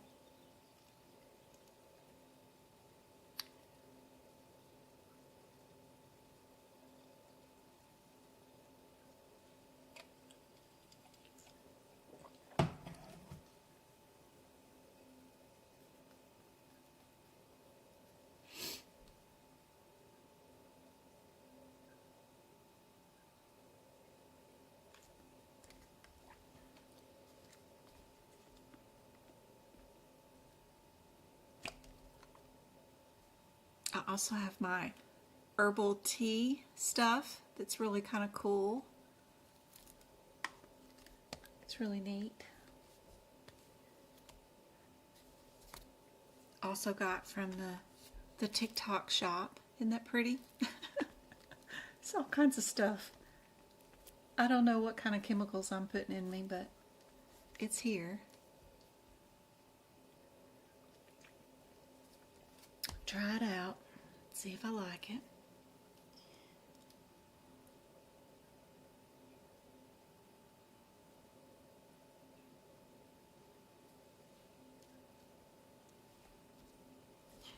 Indeed, B is it. Good job. Correct. Y'all are doing great with these OB and deliveries. All right.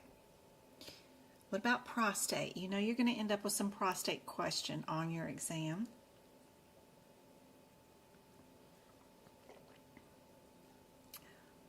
We've got 2 with the 50 and 2 with the 48.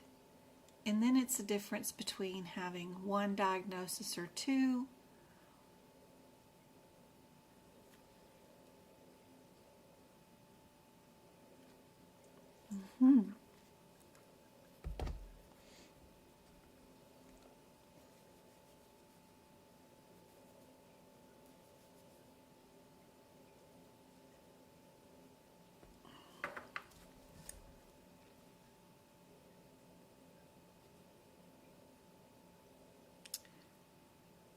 What do you guys think on this one?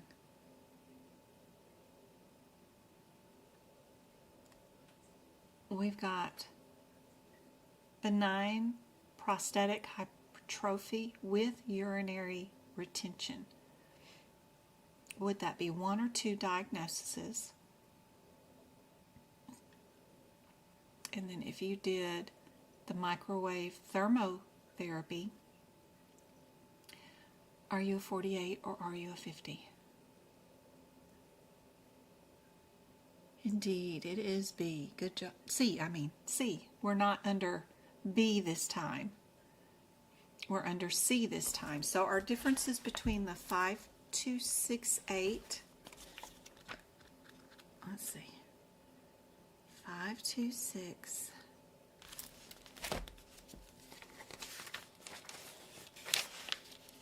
52648. These are usually on the exam. Something around here. 52648. See, that's laser. 2648. And then our 50.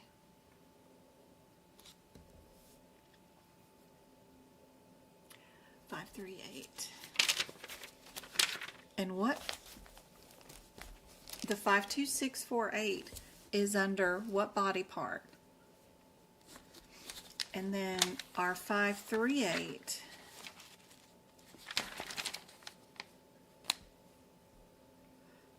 50 is under other procedure, and this is where our microwave thermotherapy therapy is listed inside the CPT code descriptor. It is an other procedure, which is totally rare for CPC to pick as a correct answer because the procedure code set starts with the word other, but microwave thermotherapy. Over here, our 48 is laser. And there is a question where the laser is the correct answer. That's usually in CPC's questions of answers. But this question is different, and it's asking for the microwave. So if we're nuking somebody, we're back here.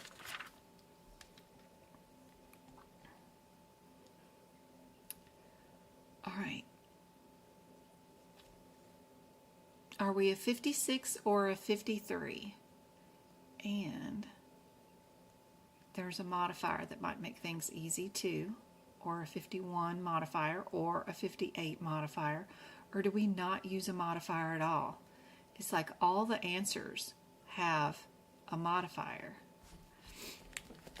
58 is staged, 51 is multiple procedures, and 76 is a repeat.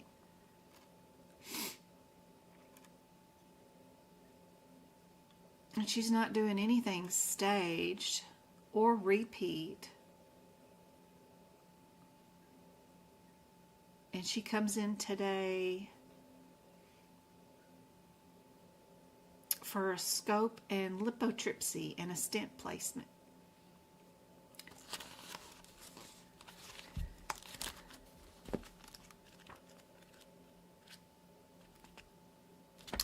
Five, 2, 3. 53, these codes are on the exam. It includes a scope, a uroscope, a polyscope, and lithotripsy. Knowing that that child code 53 includes everything that mama has in it, which is 51, is key to this question. And they just want to know, do you know that all that's included? This is included.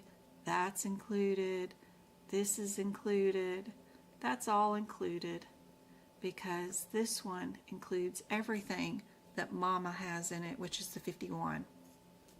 They also have some guidelines up here on the previous page that tell you, and I have it highlighted here, that a therapeutic whatever scope with this scope and that scope all includes this scope and that scope and this scope.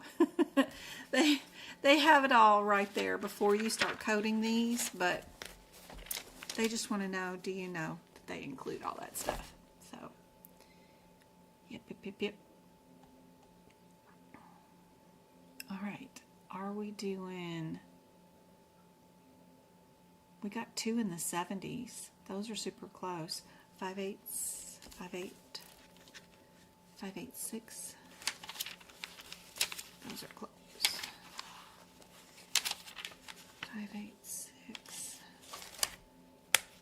5/8, 6, 70 and 71. Where's Mama? Mama is up here. She's a surgical scope. Is that what we did today? Yeah. And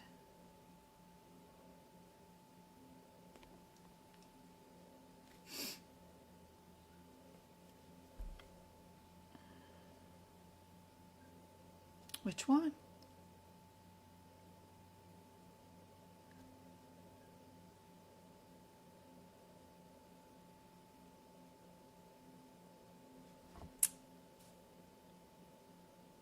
Yep, because of this, and it's in the parentheses of the CPT code descriptor.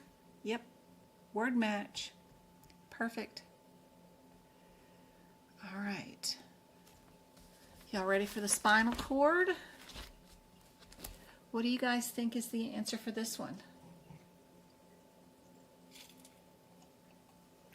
Are you a 623 or a 965?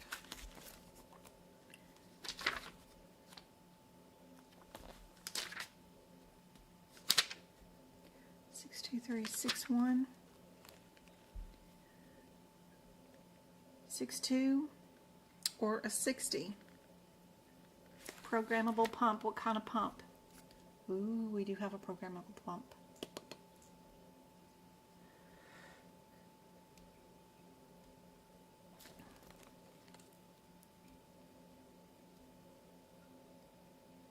$60 is just a reservoir, whatever. 61 is not programmable, but 62 is programmable. So we know B is our answer for this one. Yep. All right. What about this one? If we're doing a LAMI with a partial FOSS and an excision of a herniated disc, where are you guys at?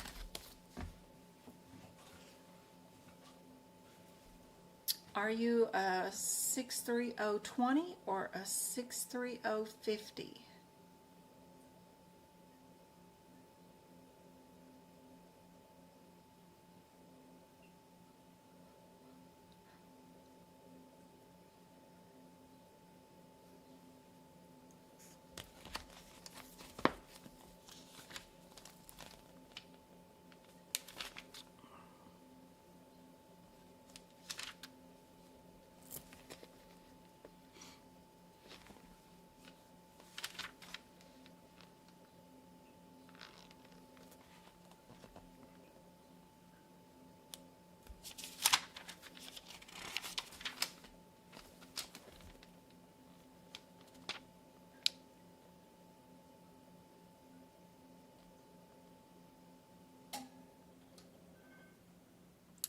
$50 is a plasty.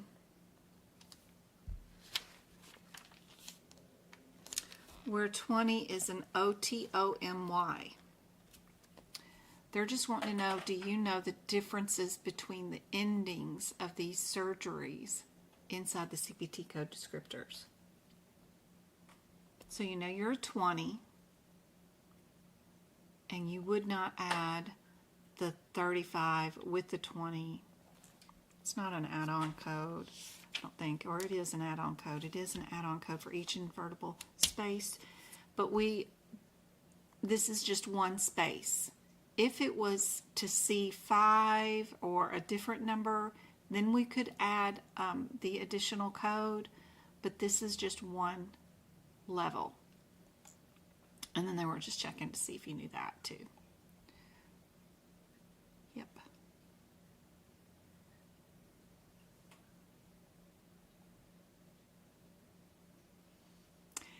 Check out my last live lesson if you want to know why that is just one level. I drew out a picture of a ladder, step ladder with the spine, and show that off.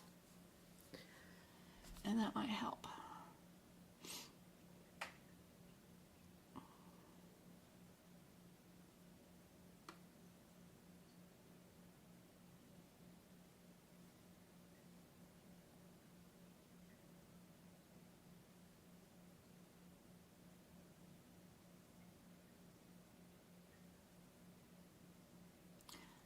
Knowing that this syndrome is genetic can help, because you know that answers that start with a Q are genetic disorders.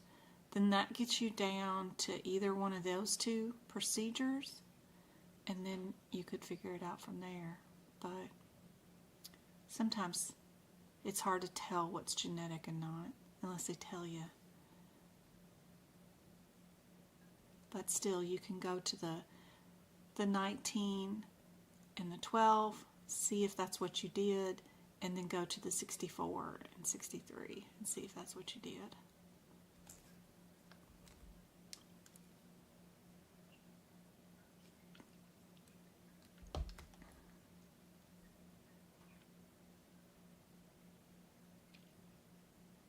Indeed, B is it. Perfect. Good job.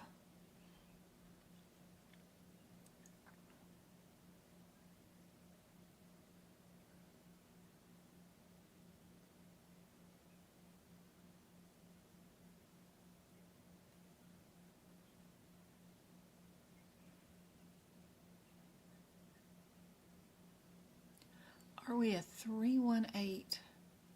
We've got the 67 and 68 are super close together.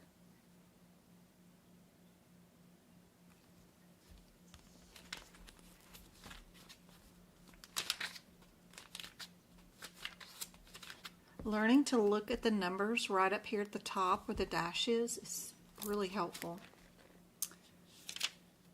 67 and 68. 68 is an add-on code, so that could not be it. That cannot be the correct answer. 67 could be, if that's what we did. Let's see.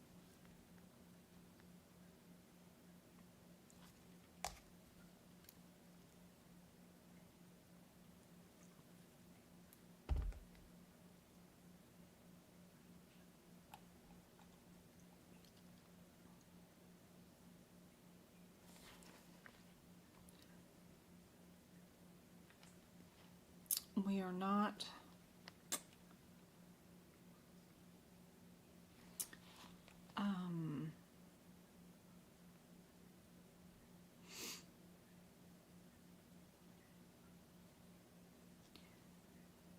we're doing deep brain. 61850 is just superficial neurotransmitter. Yeah. So we cannot be the 50.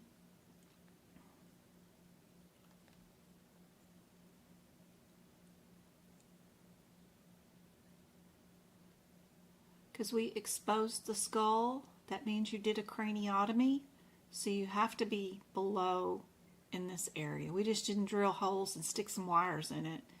That's all we would have done if we did that. So if you actually remove part of the skull, you did a craniotomy.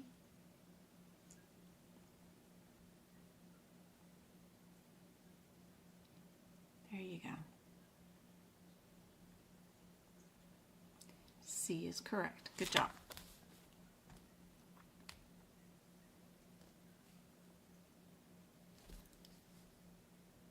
What do you guys think on this one?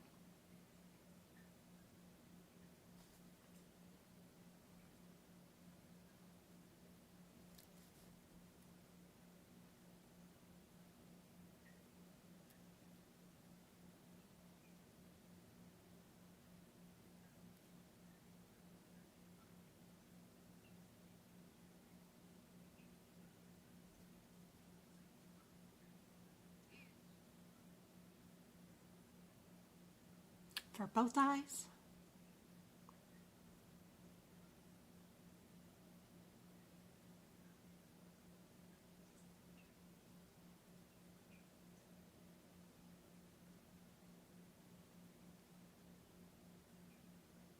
Kayla, she got it. Good job. It can mean,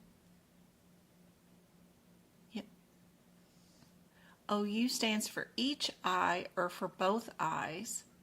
OD stands for right eye and OS stands for left eye. Huh. All right. Ears.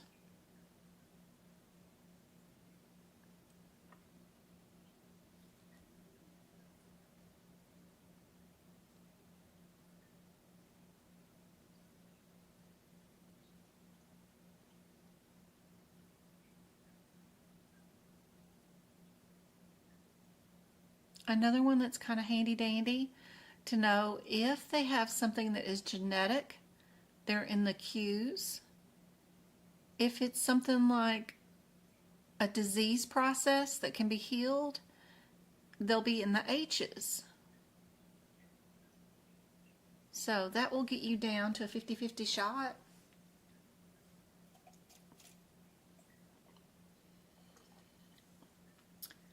And then looking at your modifier can be helpful, right? Because if you're doing both ears, and this is genetic, yep, super handy dandy. Don't have to open up a book for that one.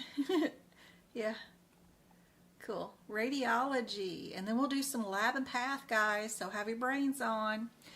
Don't give up on me yet. These are all in a row, so you can stay right there super close. Which one is for MRI of the brain? for images of the patient at rest and while performing task. What do you guys think?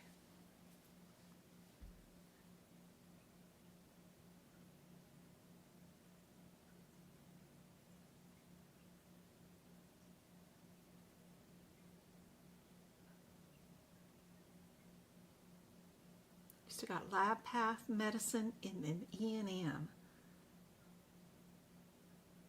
Hang in there.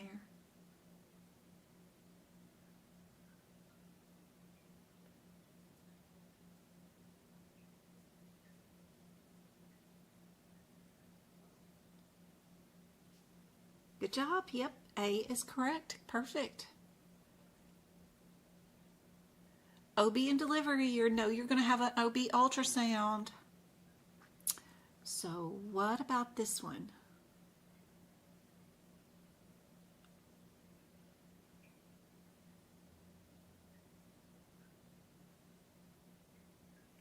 This one's having triplets.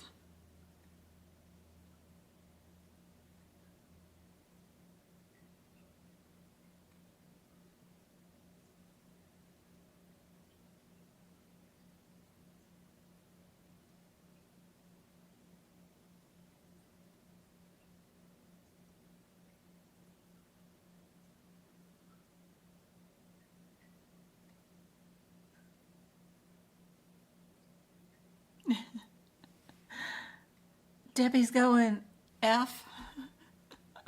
Yeah, it is D. Yep, perfect. No matter how many babies are in there, just one code. Perfect. What about this one? Do we know what this anatomy term means? Debbie's just failing me today, giving me an F. I appreciate y'all hanging out with me on your Saturday.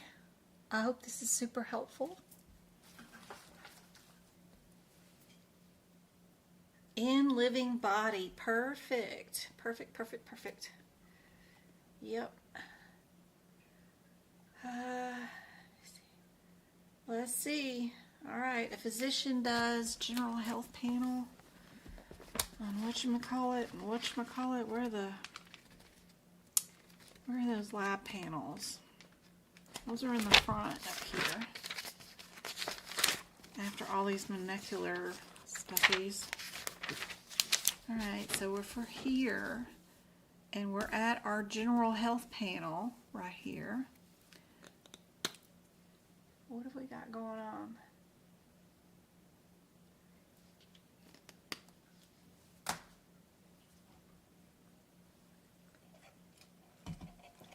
You're welcome, Victoria.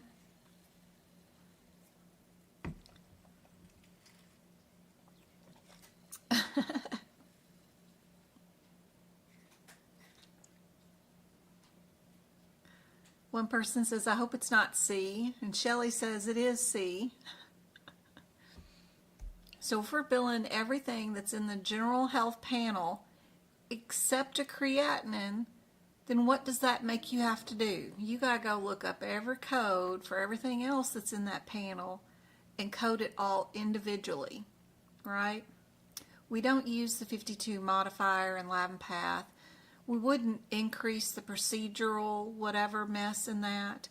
And since we can't code the general panel if we didn't get ordered everything that's in it, you know it can't be A either. So C it is.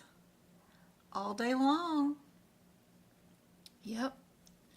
All right, you guys, try this one. What do you think about this one?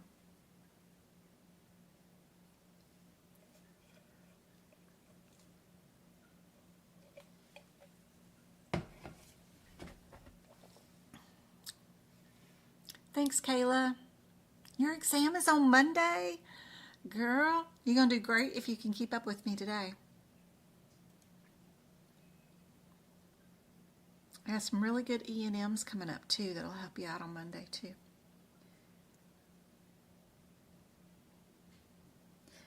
In Lab and Path, I did not get an autopsy question, so be sure and look at those autopsy codes, and then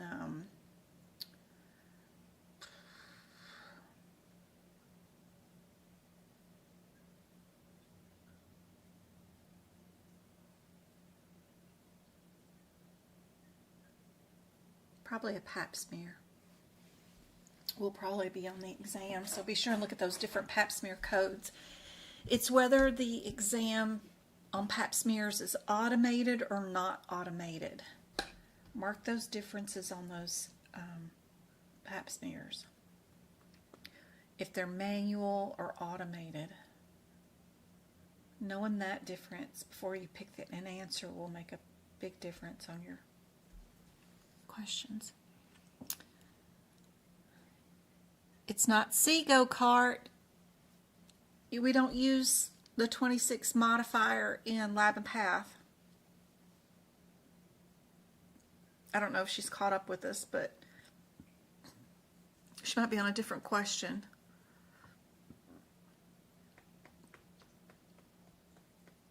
There you go, guys. Yep, it is A. Perfect. Well, what about this one? That probably does use the 26 modifier on it.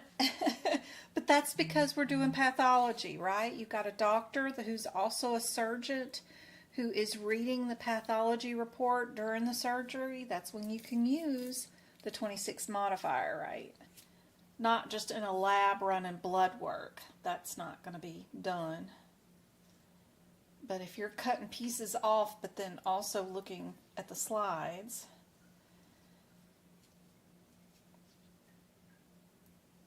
or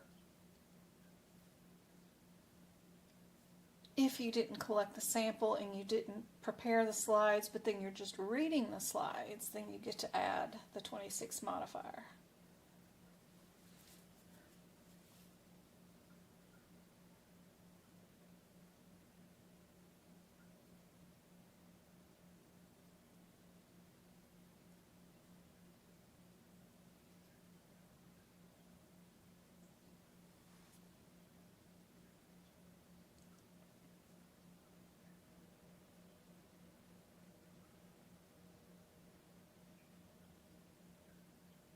Hey Marlene, what do you guys think? If we did a gallbladder and a biopsy of the duodenum, where are we going to be?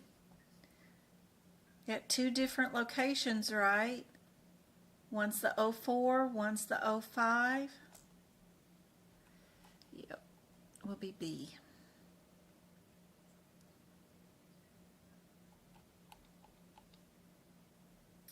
You'll need your 26 modifier because a technician prepares the slides and then the self-employed pathologist reads them.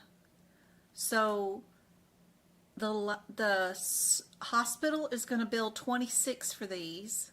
The TC, they're going to bill the modifier 26, and then the doctor who's self-employed is going to bill just the 26 modifier to go along with it. If they write out a bunch of crap like this that's saying one person prepared the slide and another one is self-employed, you know you're adding that 26 modifier. They normally don't write a bunch of stuff like that during the exam.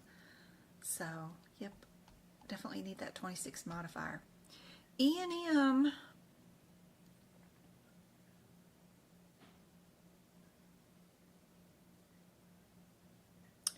this one, there's the last part of this one.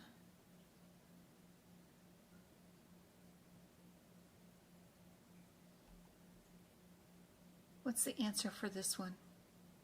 You're lagging, you're behind, yeah. Sometimes go cardias.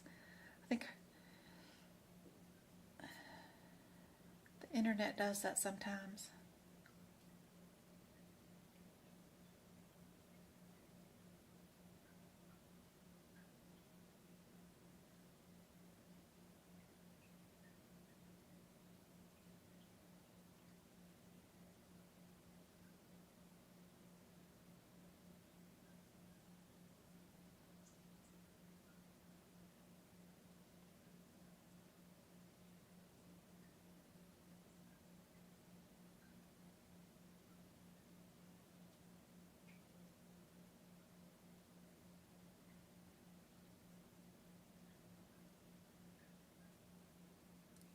Yep, we're on E and M. What do you guys think is the answer?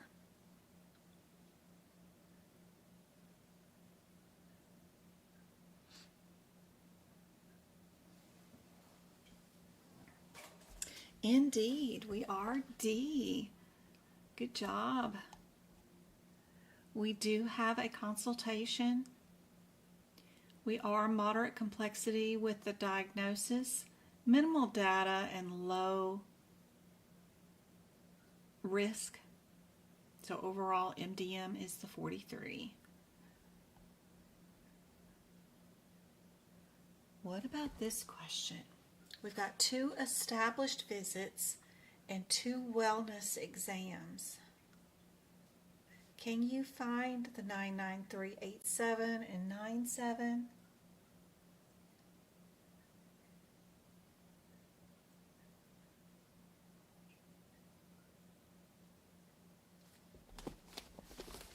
Those are always fun to find in your CPT book.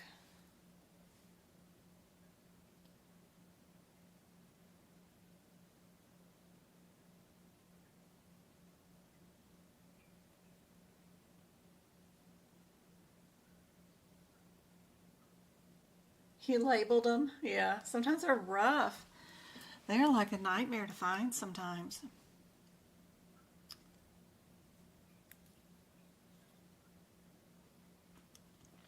The case management ones, oh, I hate those.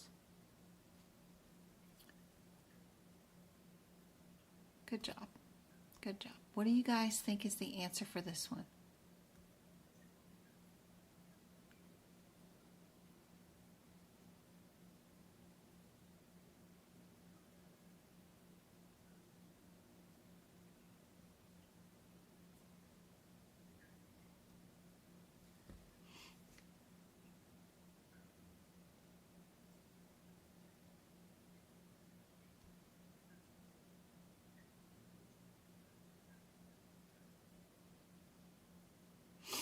Yep, the 9s in the 4th digit of the wellness exams mean they're established. The 8s mean that they're new patients. So knowing that they're established and knowing that they got a wellness exam, you are correct with A. Perfect.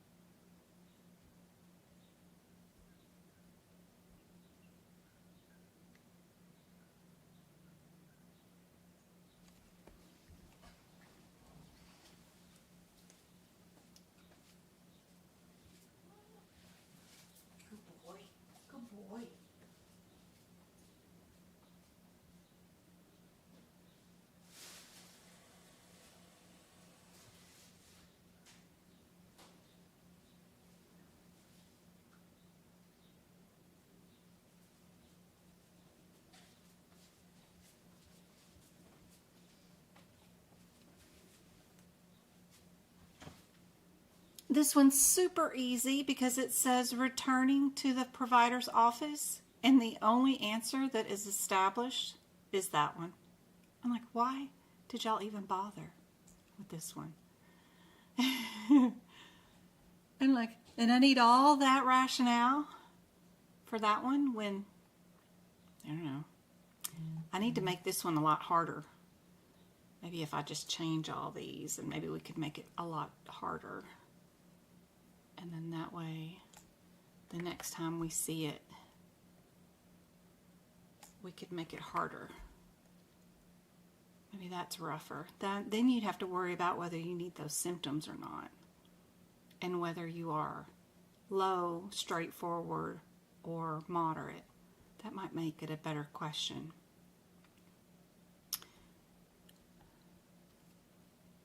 All right, what about these? Do you know where these are even located?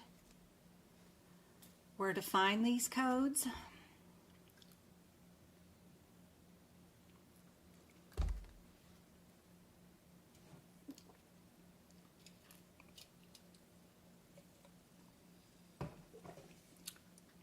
Do not second guess yourself. Got to stay away from that, for sure. you will do nothing but frustrate yourself and get yourself into the wrong answer.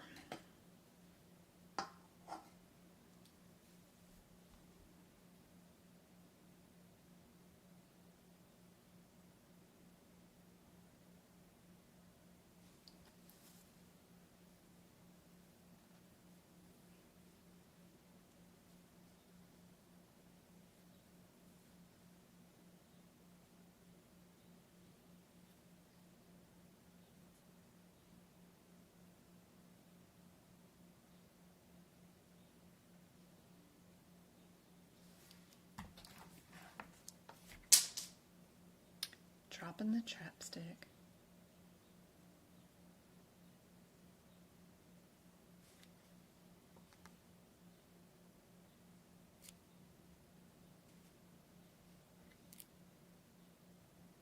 Woo.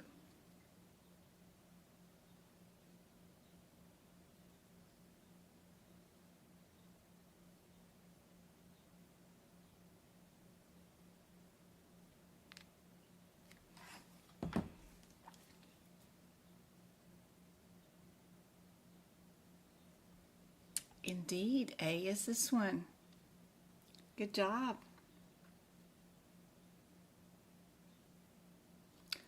Are you a 21 or a 22? Or are you going to go to the 60 and 61s or the 69? We're looking for EMG.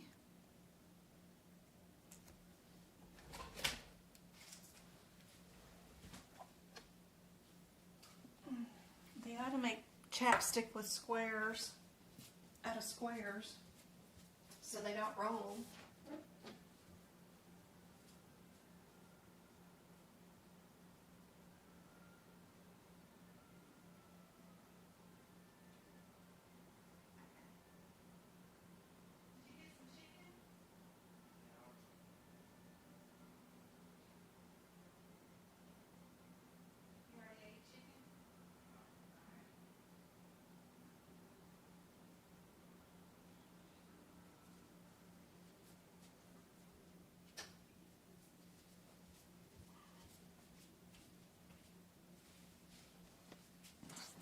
Grandma, my mom, went and got chicken for everybody. That was nice of her.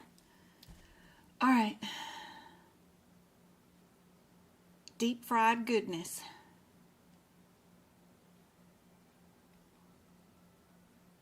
Changing it to A. What'd I tell you about second guessing yourself? You get it wrong every time. B is your correct answer. Oh, Lester, Sammy, you okay?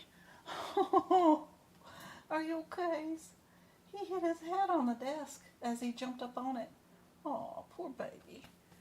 Poor baby. Okay. What about this one?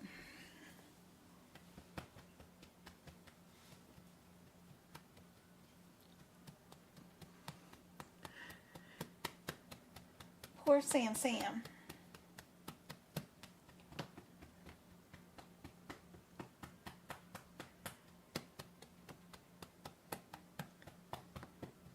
There you go. There you go.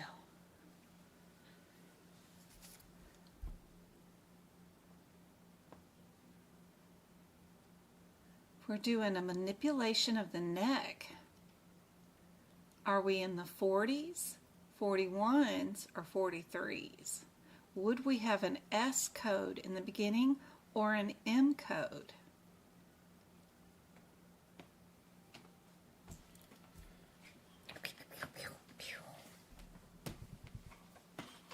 Tear it up, Sammy. Tear it up.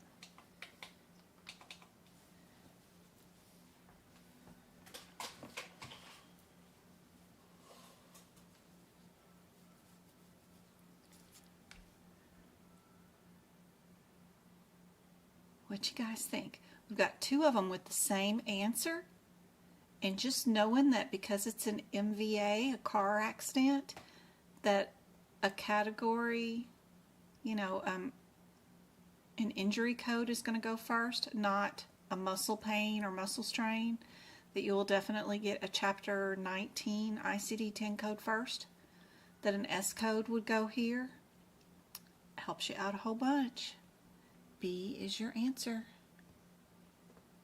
Yep. What Go-Kart's been asking for is a immunization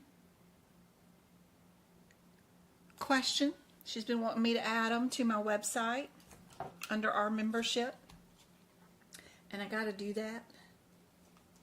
I thought this one was a really good one too. Can you guys get this one right?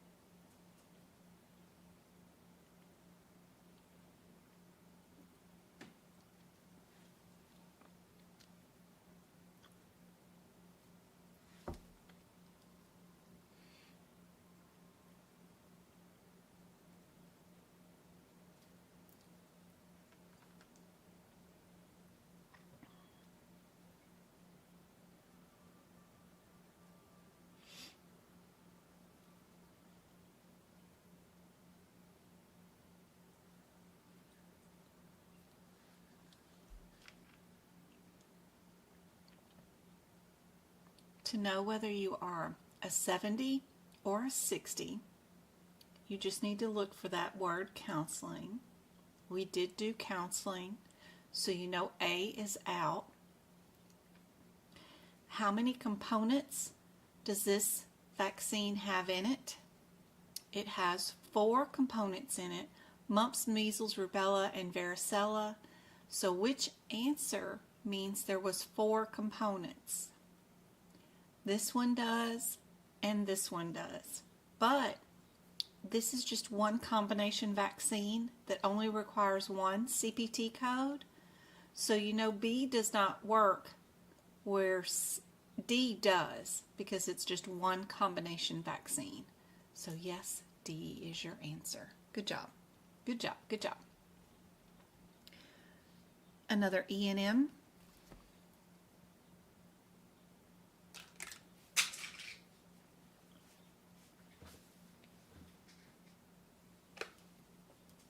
Dropping stuff all day long today.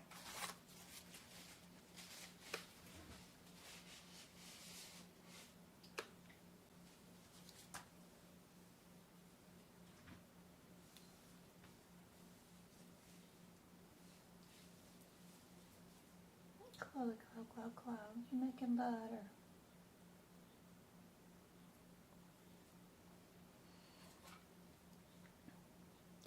Is our patient in the hospital under observation, getting a consult, having a subsequent hospital visit, or are they in the outpatient setting seeing a physician?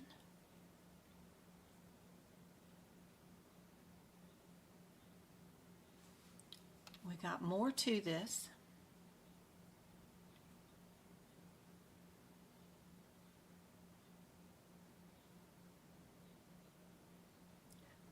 Physical exam.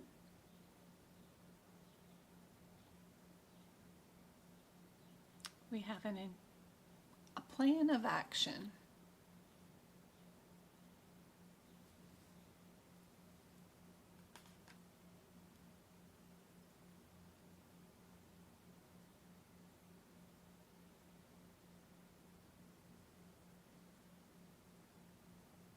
Some of these last ones are cases, because they take longer.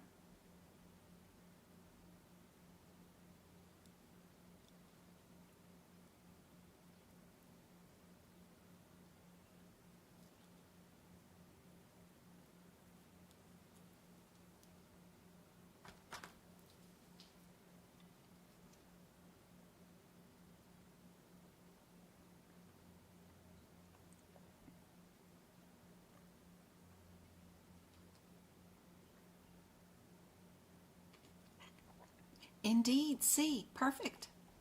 Good job.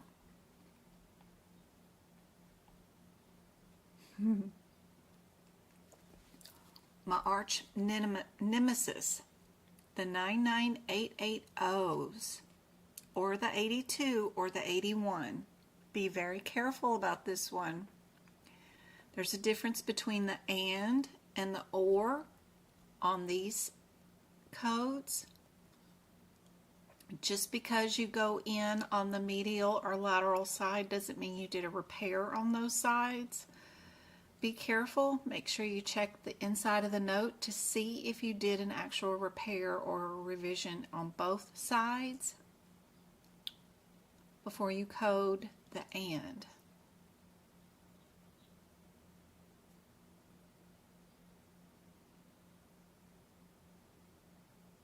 This one will be like, I don't know how many pages. That's 3. This is 4. And this is 5. Almost 5 pages long. So you guys tell me where you need me to be. Start back up at the top so you can look at your codes again. And then let me know where you need to be. We'll scoot you down here.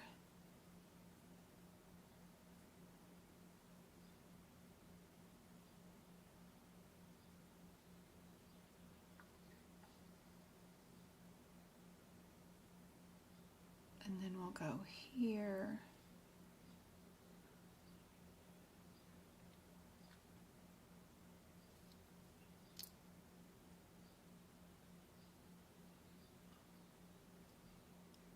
And then we'll go here.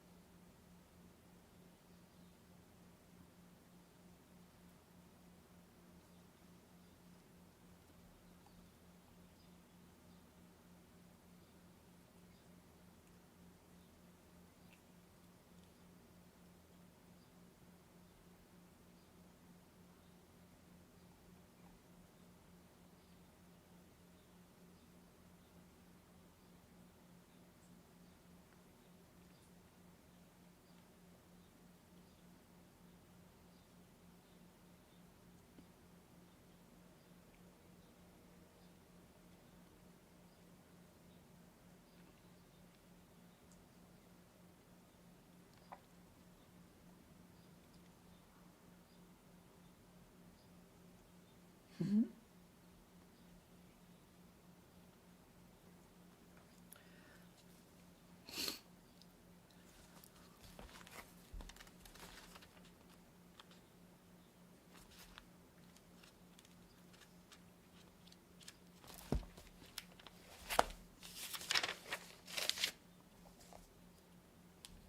"81" is or, 80 is and,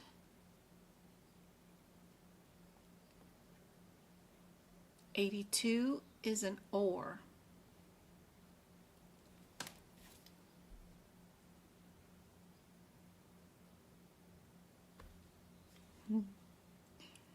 Who is that? Bubbly, 2 years ago, watching your videos helped me pass my CPC. Now I'm getting ready for my CEMC.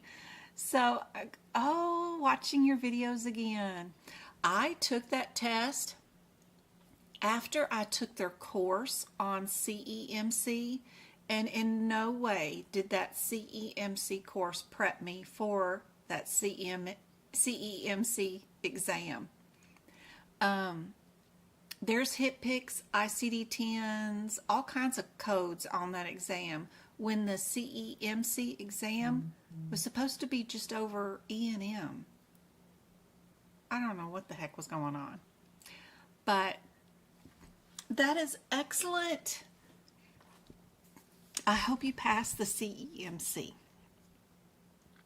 That is awesome. Hey, Nancy.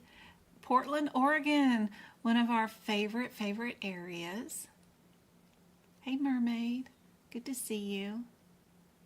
You can rewatch this video right now. You can hit the rewind button. It'll be here forever. You guys can always watch it. It's my birthday gift to you guys. You guys can watch it anytime you want. Got a bunch of C's.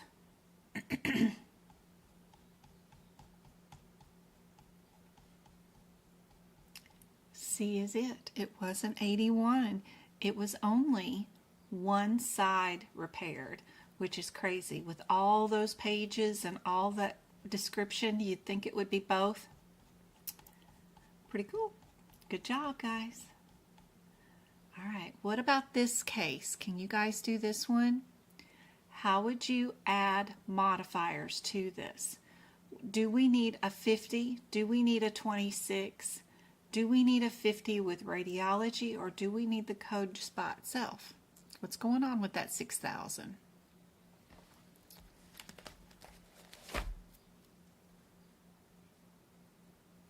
I bought the study guide and I still don't feel ready.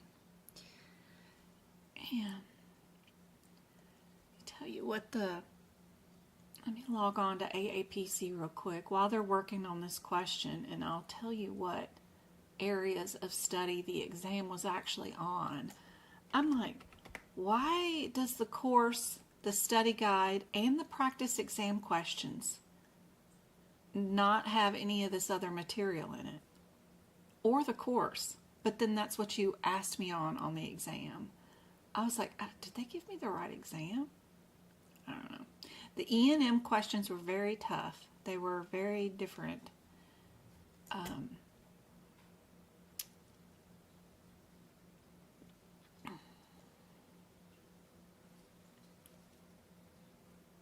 So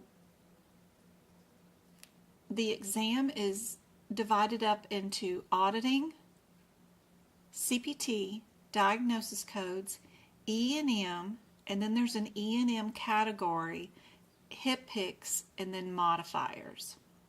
I got 100% on the HIPAA, 80% on the modifiers, so I got one question wrong there. And then E&M categories and E&M and diagnosis codes. I hate diagnosis codes. That I have no skill in whatsoever. And then CPT codes, and then auditing. Of course, I did really well in, but I didn't know they were going to have all those categories. It wasn't part of the study guide or part of the course or part of the practice exam questions. But I wasn't trying to pass. I have 2 attempts, so I want to take it again. But I was just surprised how difficult it was. It was a difficult exam for sure. All right, guys. And then the next part of this case is this page.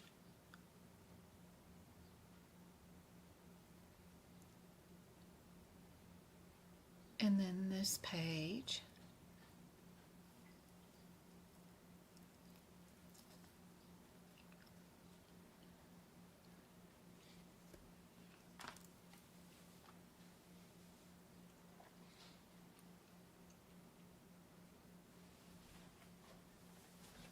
Sorry about the ads.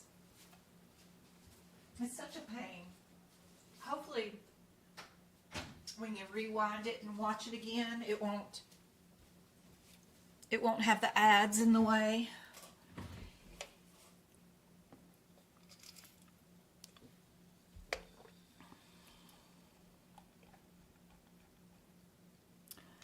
You know, the only answer that doesn't have a modifier with it is usually your best pick as which answer is correct, right?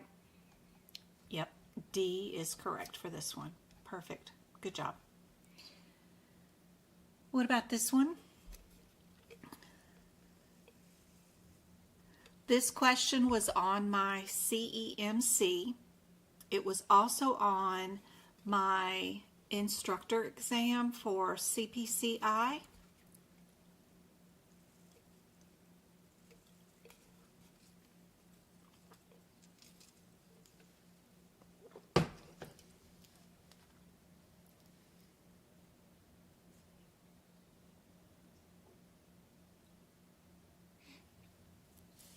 Thank you for telling me that. I assumed it was all going to be E&M. That's what I thought too. It's crazy.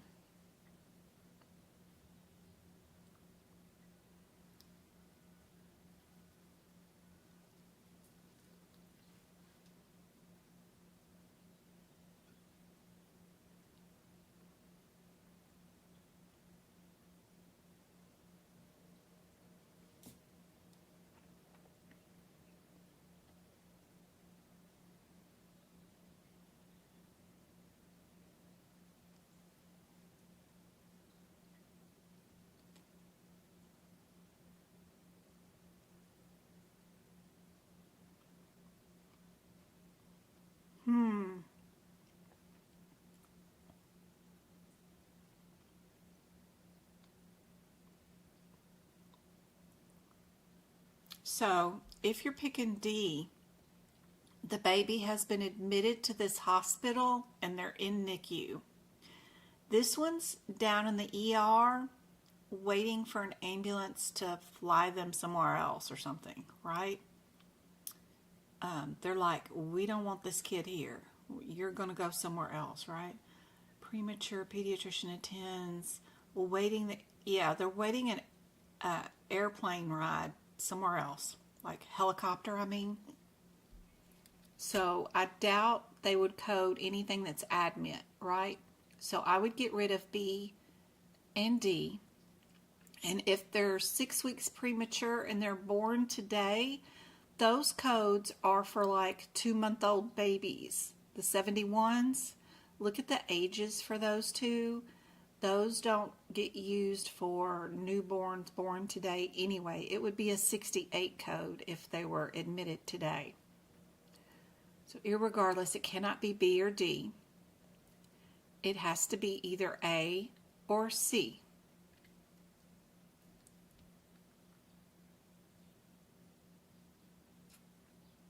You like diagnosis codes? That's good. I hate them with a passion.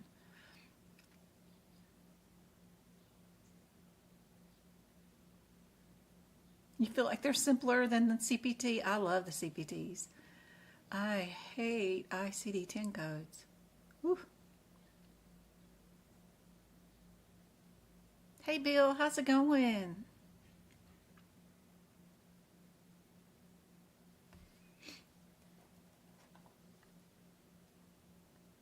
Be sure you know how to bill for, like, if the doctor did like a triage call on the way to the hospital, like they're on a phone call conversation, how do you bill that E&M code? What do you bill?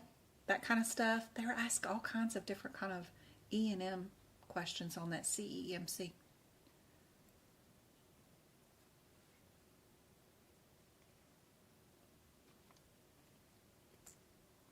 This one is C. Isn't that crazy? Yep. All right, what do you guys think about this one?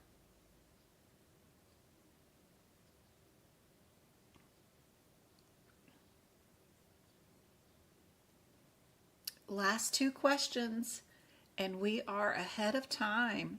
We did really good with time.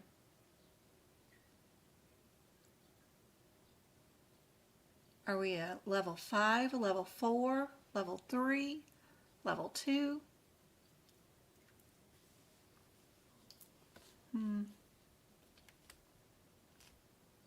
Make it a little bigger so you guys can see it.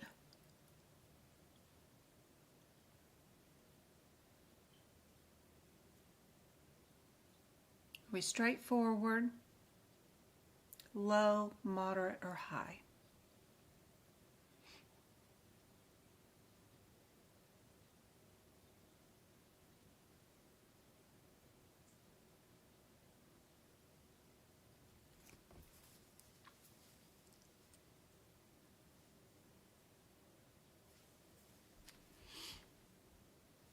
Their E&M questions were very, very tricky.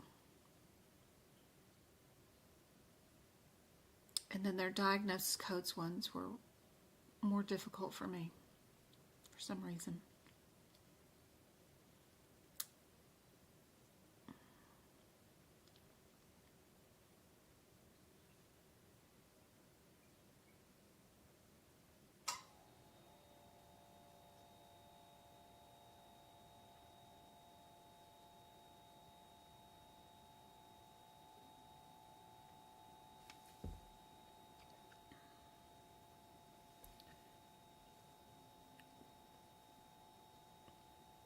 So we ordered labs the last time they were seen, so you can't count that as today's visit. So there's no data. We wrote a prescription the last time they were seen, so we cannot count that today's visit. They are responding well to what we did the last time. We did order an echo and a function test, which we can count towards data today, but they're improving over last visit. We didn't write any new prescriptions. We didn't change any of the treatment plan. We just ordered a couple of more tests.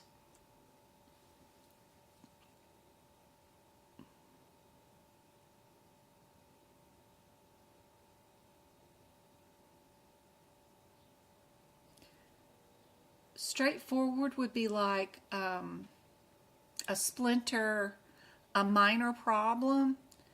I don't think being lower extremity swelling and being on a medication would constitute being a 12. They're either low or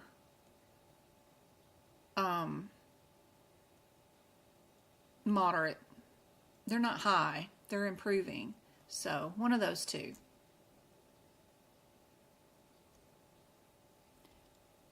Yeah, C. C's good.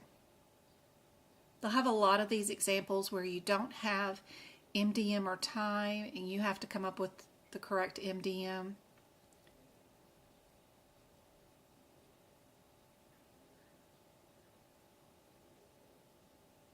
On the CEMC. CPC, they might just have one or two. Not a lot. All right, are we a level 4, level 5, level 3, or level 2? If you don't have MDM or time, you got to come up with it on your own. What is her diagnosis? Then what is their data that you reviewed? Do they have an independent historian? Did the doctor talk to another doctor? And then what is the risk?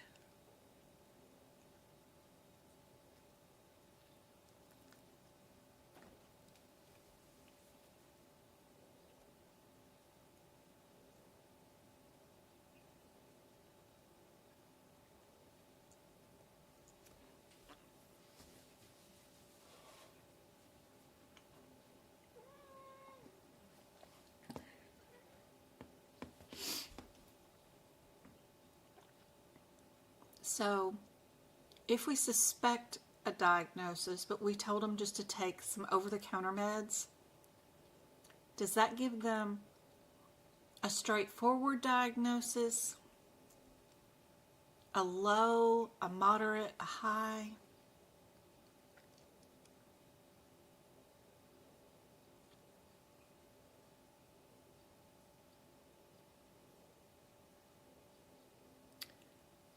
Did we order any tests? We did order a panel and a CPC, so 2, and an EKG. So that's 3.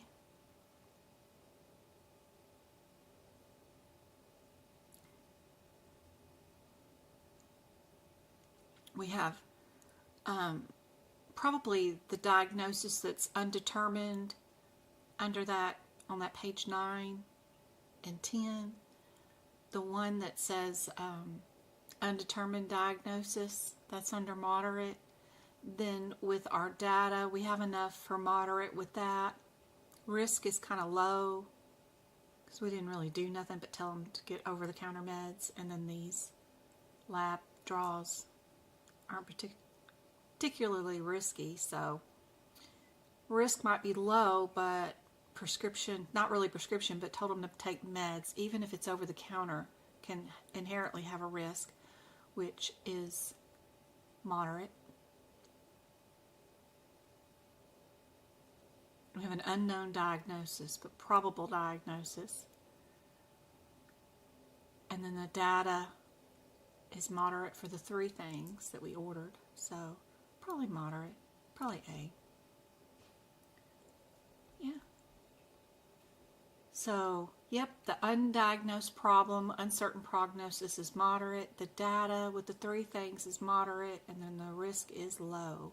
Combination of all 3 means we get to bill moderate because 2 of them showed up for moderate. Yep, that's it. That's perfect. And we ended up with 7 minutes extra. We did 80 questions, not just 75.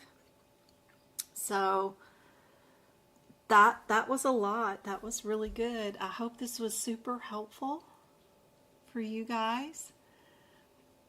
You can rewatch the replay all you want.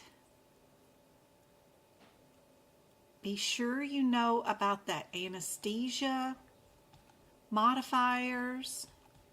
That is super helpful to know on the exam for sure. Minimum necessary. Differences between urethra and ureter, nephrons, neurons, whether a patient is blue or yellow. What are those medical terms for that? Those things are usually on the exam. Know what, this was the anesthesia stuff that I was talking, or the ambulance services, not anesthesia, but ambulance services that I was talking about. Know where this chart is at inside your HIPAA book, because it is kind of hidden. Know where that's at. That is super handy dandy. And know what the modifiers Q, M, and N mean. Yep. Super helpful. Know about this little chart for your dependence, use, and abuse for sure. That'll be asked on your CPC for sure. And stuff like this, which one comes first, which one comes second. They love asking about that kind of stuff.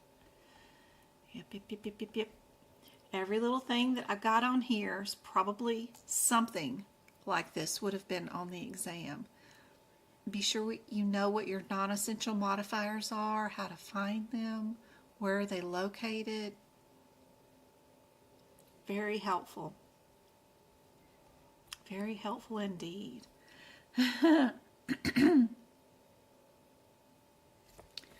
Are we allowed to have writing in our books? Of course you are. Absolutely. Everything that AAPC gives you, from their study guide to everything that is on the exam is mentions to write in the book. Absolutely. 100%. Write in your book. You purchase them. Use them. I was going to show right here on my website. Let's see. Window capture.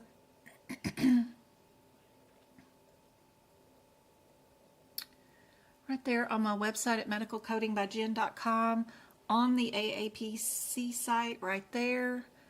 That picture right there says, it's from AAPC. It says, draw on your E&M table, mark out your sequencing codes, write the definitions of procedures next to, write main terms and prefixes and suffixes and anatomical whatevers. Yep. Write all you want in your exam. I mean, Lord, at the data I've written in my books.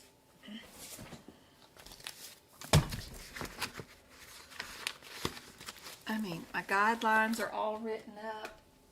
Everything's written up.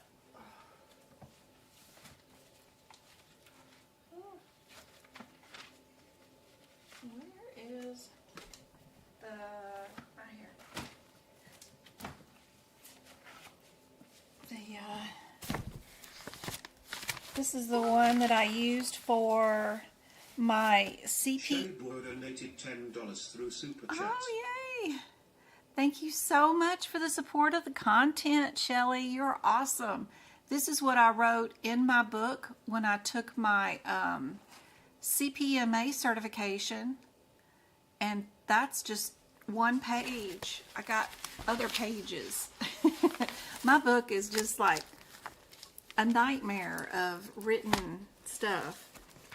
You can write whatever you want in your book. If you're taking your certification exam within the United States, if by chance you are doing your certification exam outside the United States, like if you're in the Philippines or Indonesia, then you cannot use books that have anything written in them.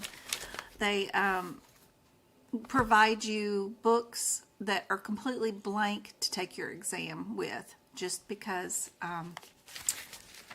for some reason they have cheating that goes on for some reason, and they feel like they have to use completely blank books. But other than that, if you're taking it in person at home, no one's going to give a crap about what you have written inside your book at all. I have a nightmare of stuff written in my books that you can actually do too. 100%. Write all you want in there. It's your books. Just do not use like whiteout on any of their pages, and then use the page that you use to white out stuff as a full set of page of notes. If there's white available space inside your CPT book, then use it. There's even pages in these books that are labeled for notes that you're supposed to use for notes. They're labeled as notes pages, but I won't be able to find one right now, but absolutely.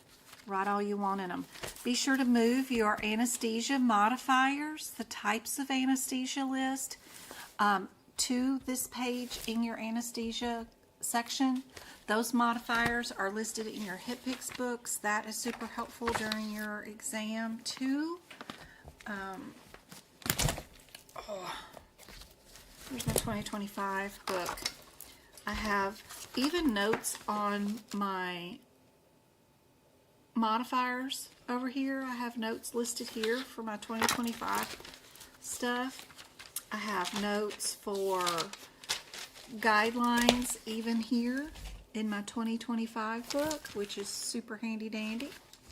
And notes written like my modifiers for my anesthesia written in, and every single code gets a what's different between this code and that code written out beside every single code. That way I know ahead of time what my differences are between these codes. That way I don't have to think about my differences before or during the exam. I know that if this is A, B, C, or D, I'm going to go look for double, redirect, simple, or complex in my exam question, because I've already written down the one-word difference between all the codes that makes it a whole lot easier. Whole lot easier during the exam, for sure. For me, anyway, I think it is. I love it. Are we pulmonary, non-coronary? Are we subsequent? That's what the highlights tell me. And then I have my one-word differences. Are we enlarged? Are we doing a total valve? Are we just doing a replacement? Are we doing a repair patch? Are we just reducing some thickness? Are we doing a removal of the muscle? Is it a congenital issue that we're fixing right there? Already got them all written out, what my differences are between these codes. That way I can just pick it out in my exam questions. Super handy dandy. Anything else I might need to know, like fancy little words like leaflet means valve, what a name of a procedure is, what is it doing, another name of a procedure and what it does. Just like they tell us right there on the AAPC website that I told you that it said to write the names of the procedures and stuff. It says to do it right there on their website, to make highlights to mark your books up. It says to do it right there. All right, guys, I hope this was helpful. I gotta go work on a lesson plan for tomorrow's lesson with my CPC students. We're doing chapter 6 tomorrow for our course, which is our surgical guidelines. So I gotta make a PowerPoint presentation, audio for that, and get that posted into their course, and then make notes for chapter 6 for tomorrow. So I hope this was super helpful, and thank y'all for hanging out with me on my birthday free workshop for you guys. We'll do another one in May, and of course in June and July and everything else this summer. But I hope today was super helpful. I love you guys, and I will see you tomorrow night. We will be doing 2 hours of live lesson with practice questions tomorrow around 3 o'clock too. Do I have specific pens? Yeah. If you are on my website, again, and you go to my home page in the front of my thing, right here I've got this Amazon list right there. If you just click on that, it'll take you straight to my Amazon store.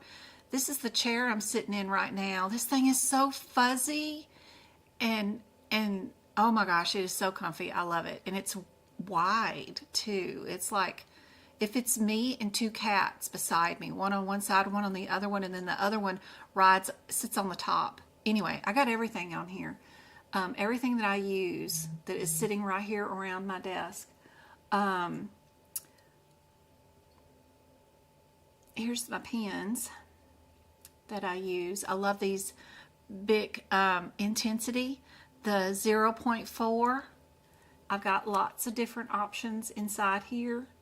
On the packs, you can get a whole pack of a bunch of them, or just a few little colors. But yep, all the pens and highlighters are all in here that I use. These are the brand new highlighters that I really like. Those are cool. They won an award in Japan for being really good highlighters, and I like them. But yep, got them all listed in here. Everything that I use is all listed here. This is the camera that I have today that I used on my books. Still not the best, but it's $600. My oldest son has this chair. It's really expensive. He got it for Christmas last year, but it air conditions and heats him. So isn't that crazy? But you know, I have a fuzzy chair that was $100. I'm happy with my $100 chair. But everything that I have here, I have inside this house. Everything. Those are the little things that I use to keep my books from unraveling. All that kind of stuff. I got my mom these hand grippers with the red light therapy. The kids both have Bark phones. I use everything that's in here. Every single item that's here. My desk is here. I used a camping desk for the longest that could rise up and be standing and then lower down and be low. It was $80. I used that forever. And this was my chair that's sitting out in the living room right now that I got rid of. And I got the fuzzy chair this year. But I still have that chair, the white one. I still have that one. So, and this is how I made my Lazy Susan. I bought this wood Lazy Susan and then 2 of these wood block book stands and then Velcroed them with the Velcro right there onto the Lazy Susan. And that is my desk book holder, and it works great. Auntie CC taught me how to do it. There's my pens again. Love them. They work great. The 0.4 and Amazon will ship them to you if you have an Amazon account. So love it. I hope this is helpful. I will see you guys later. Yes, yes, yes. Come to the Amazon page. It's right there on my website. Right there at medicalcodingbyjen.com. You don't even have to sign in. It's just right there. I hope this is helpful. I'll see you guys tomorrow night, if not in the class on Sunday. I'll see you on Monday for the live lesson. The link is already up for the live lesson on Monday too. Thanks, Twinkle. Love it.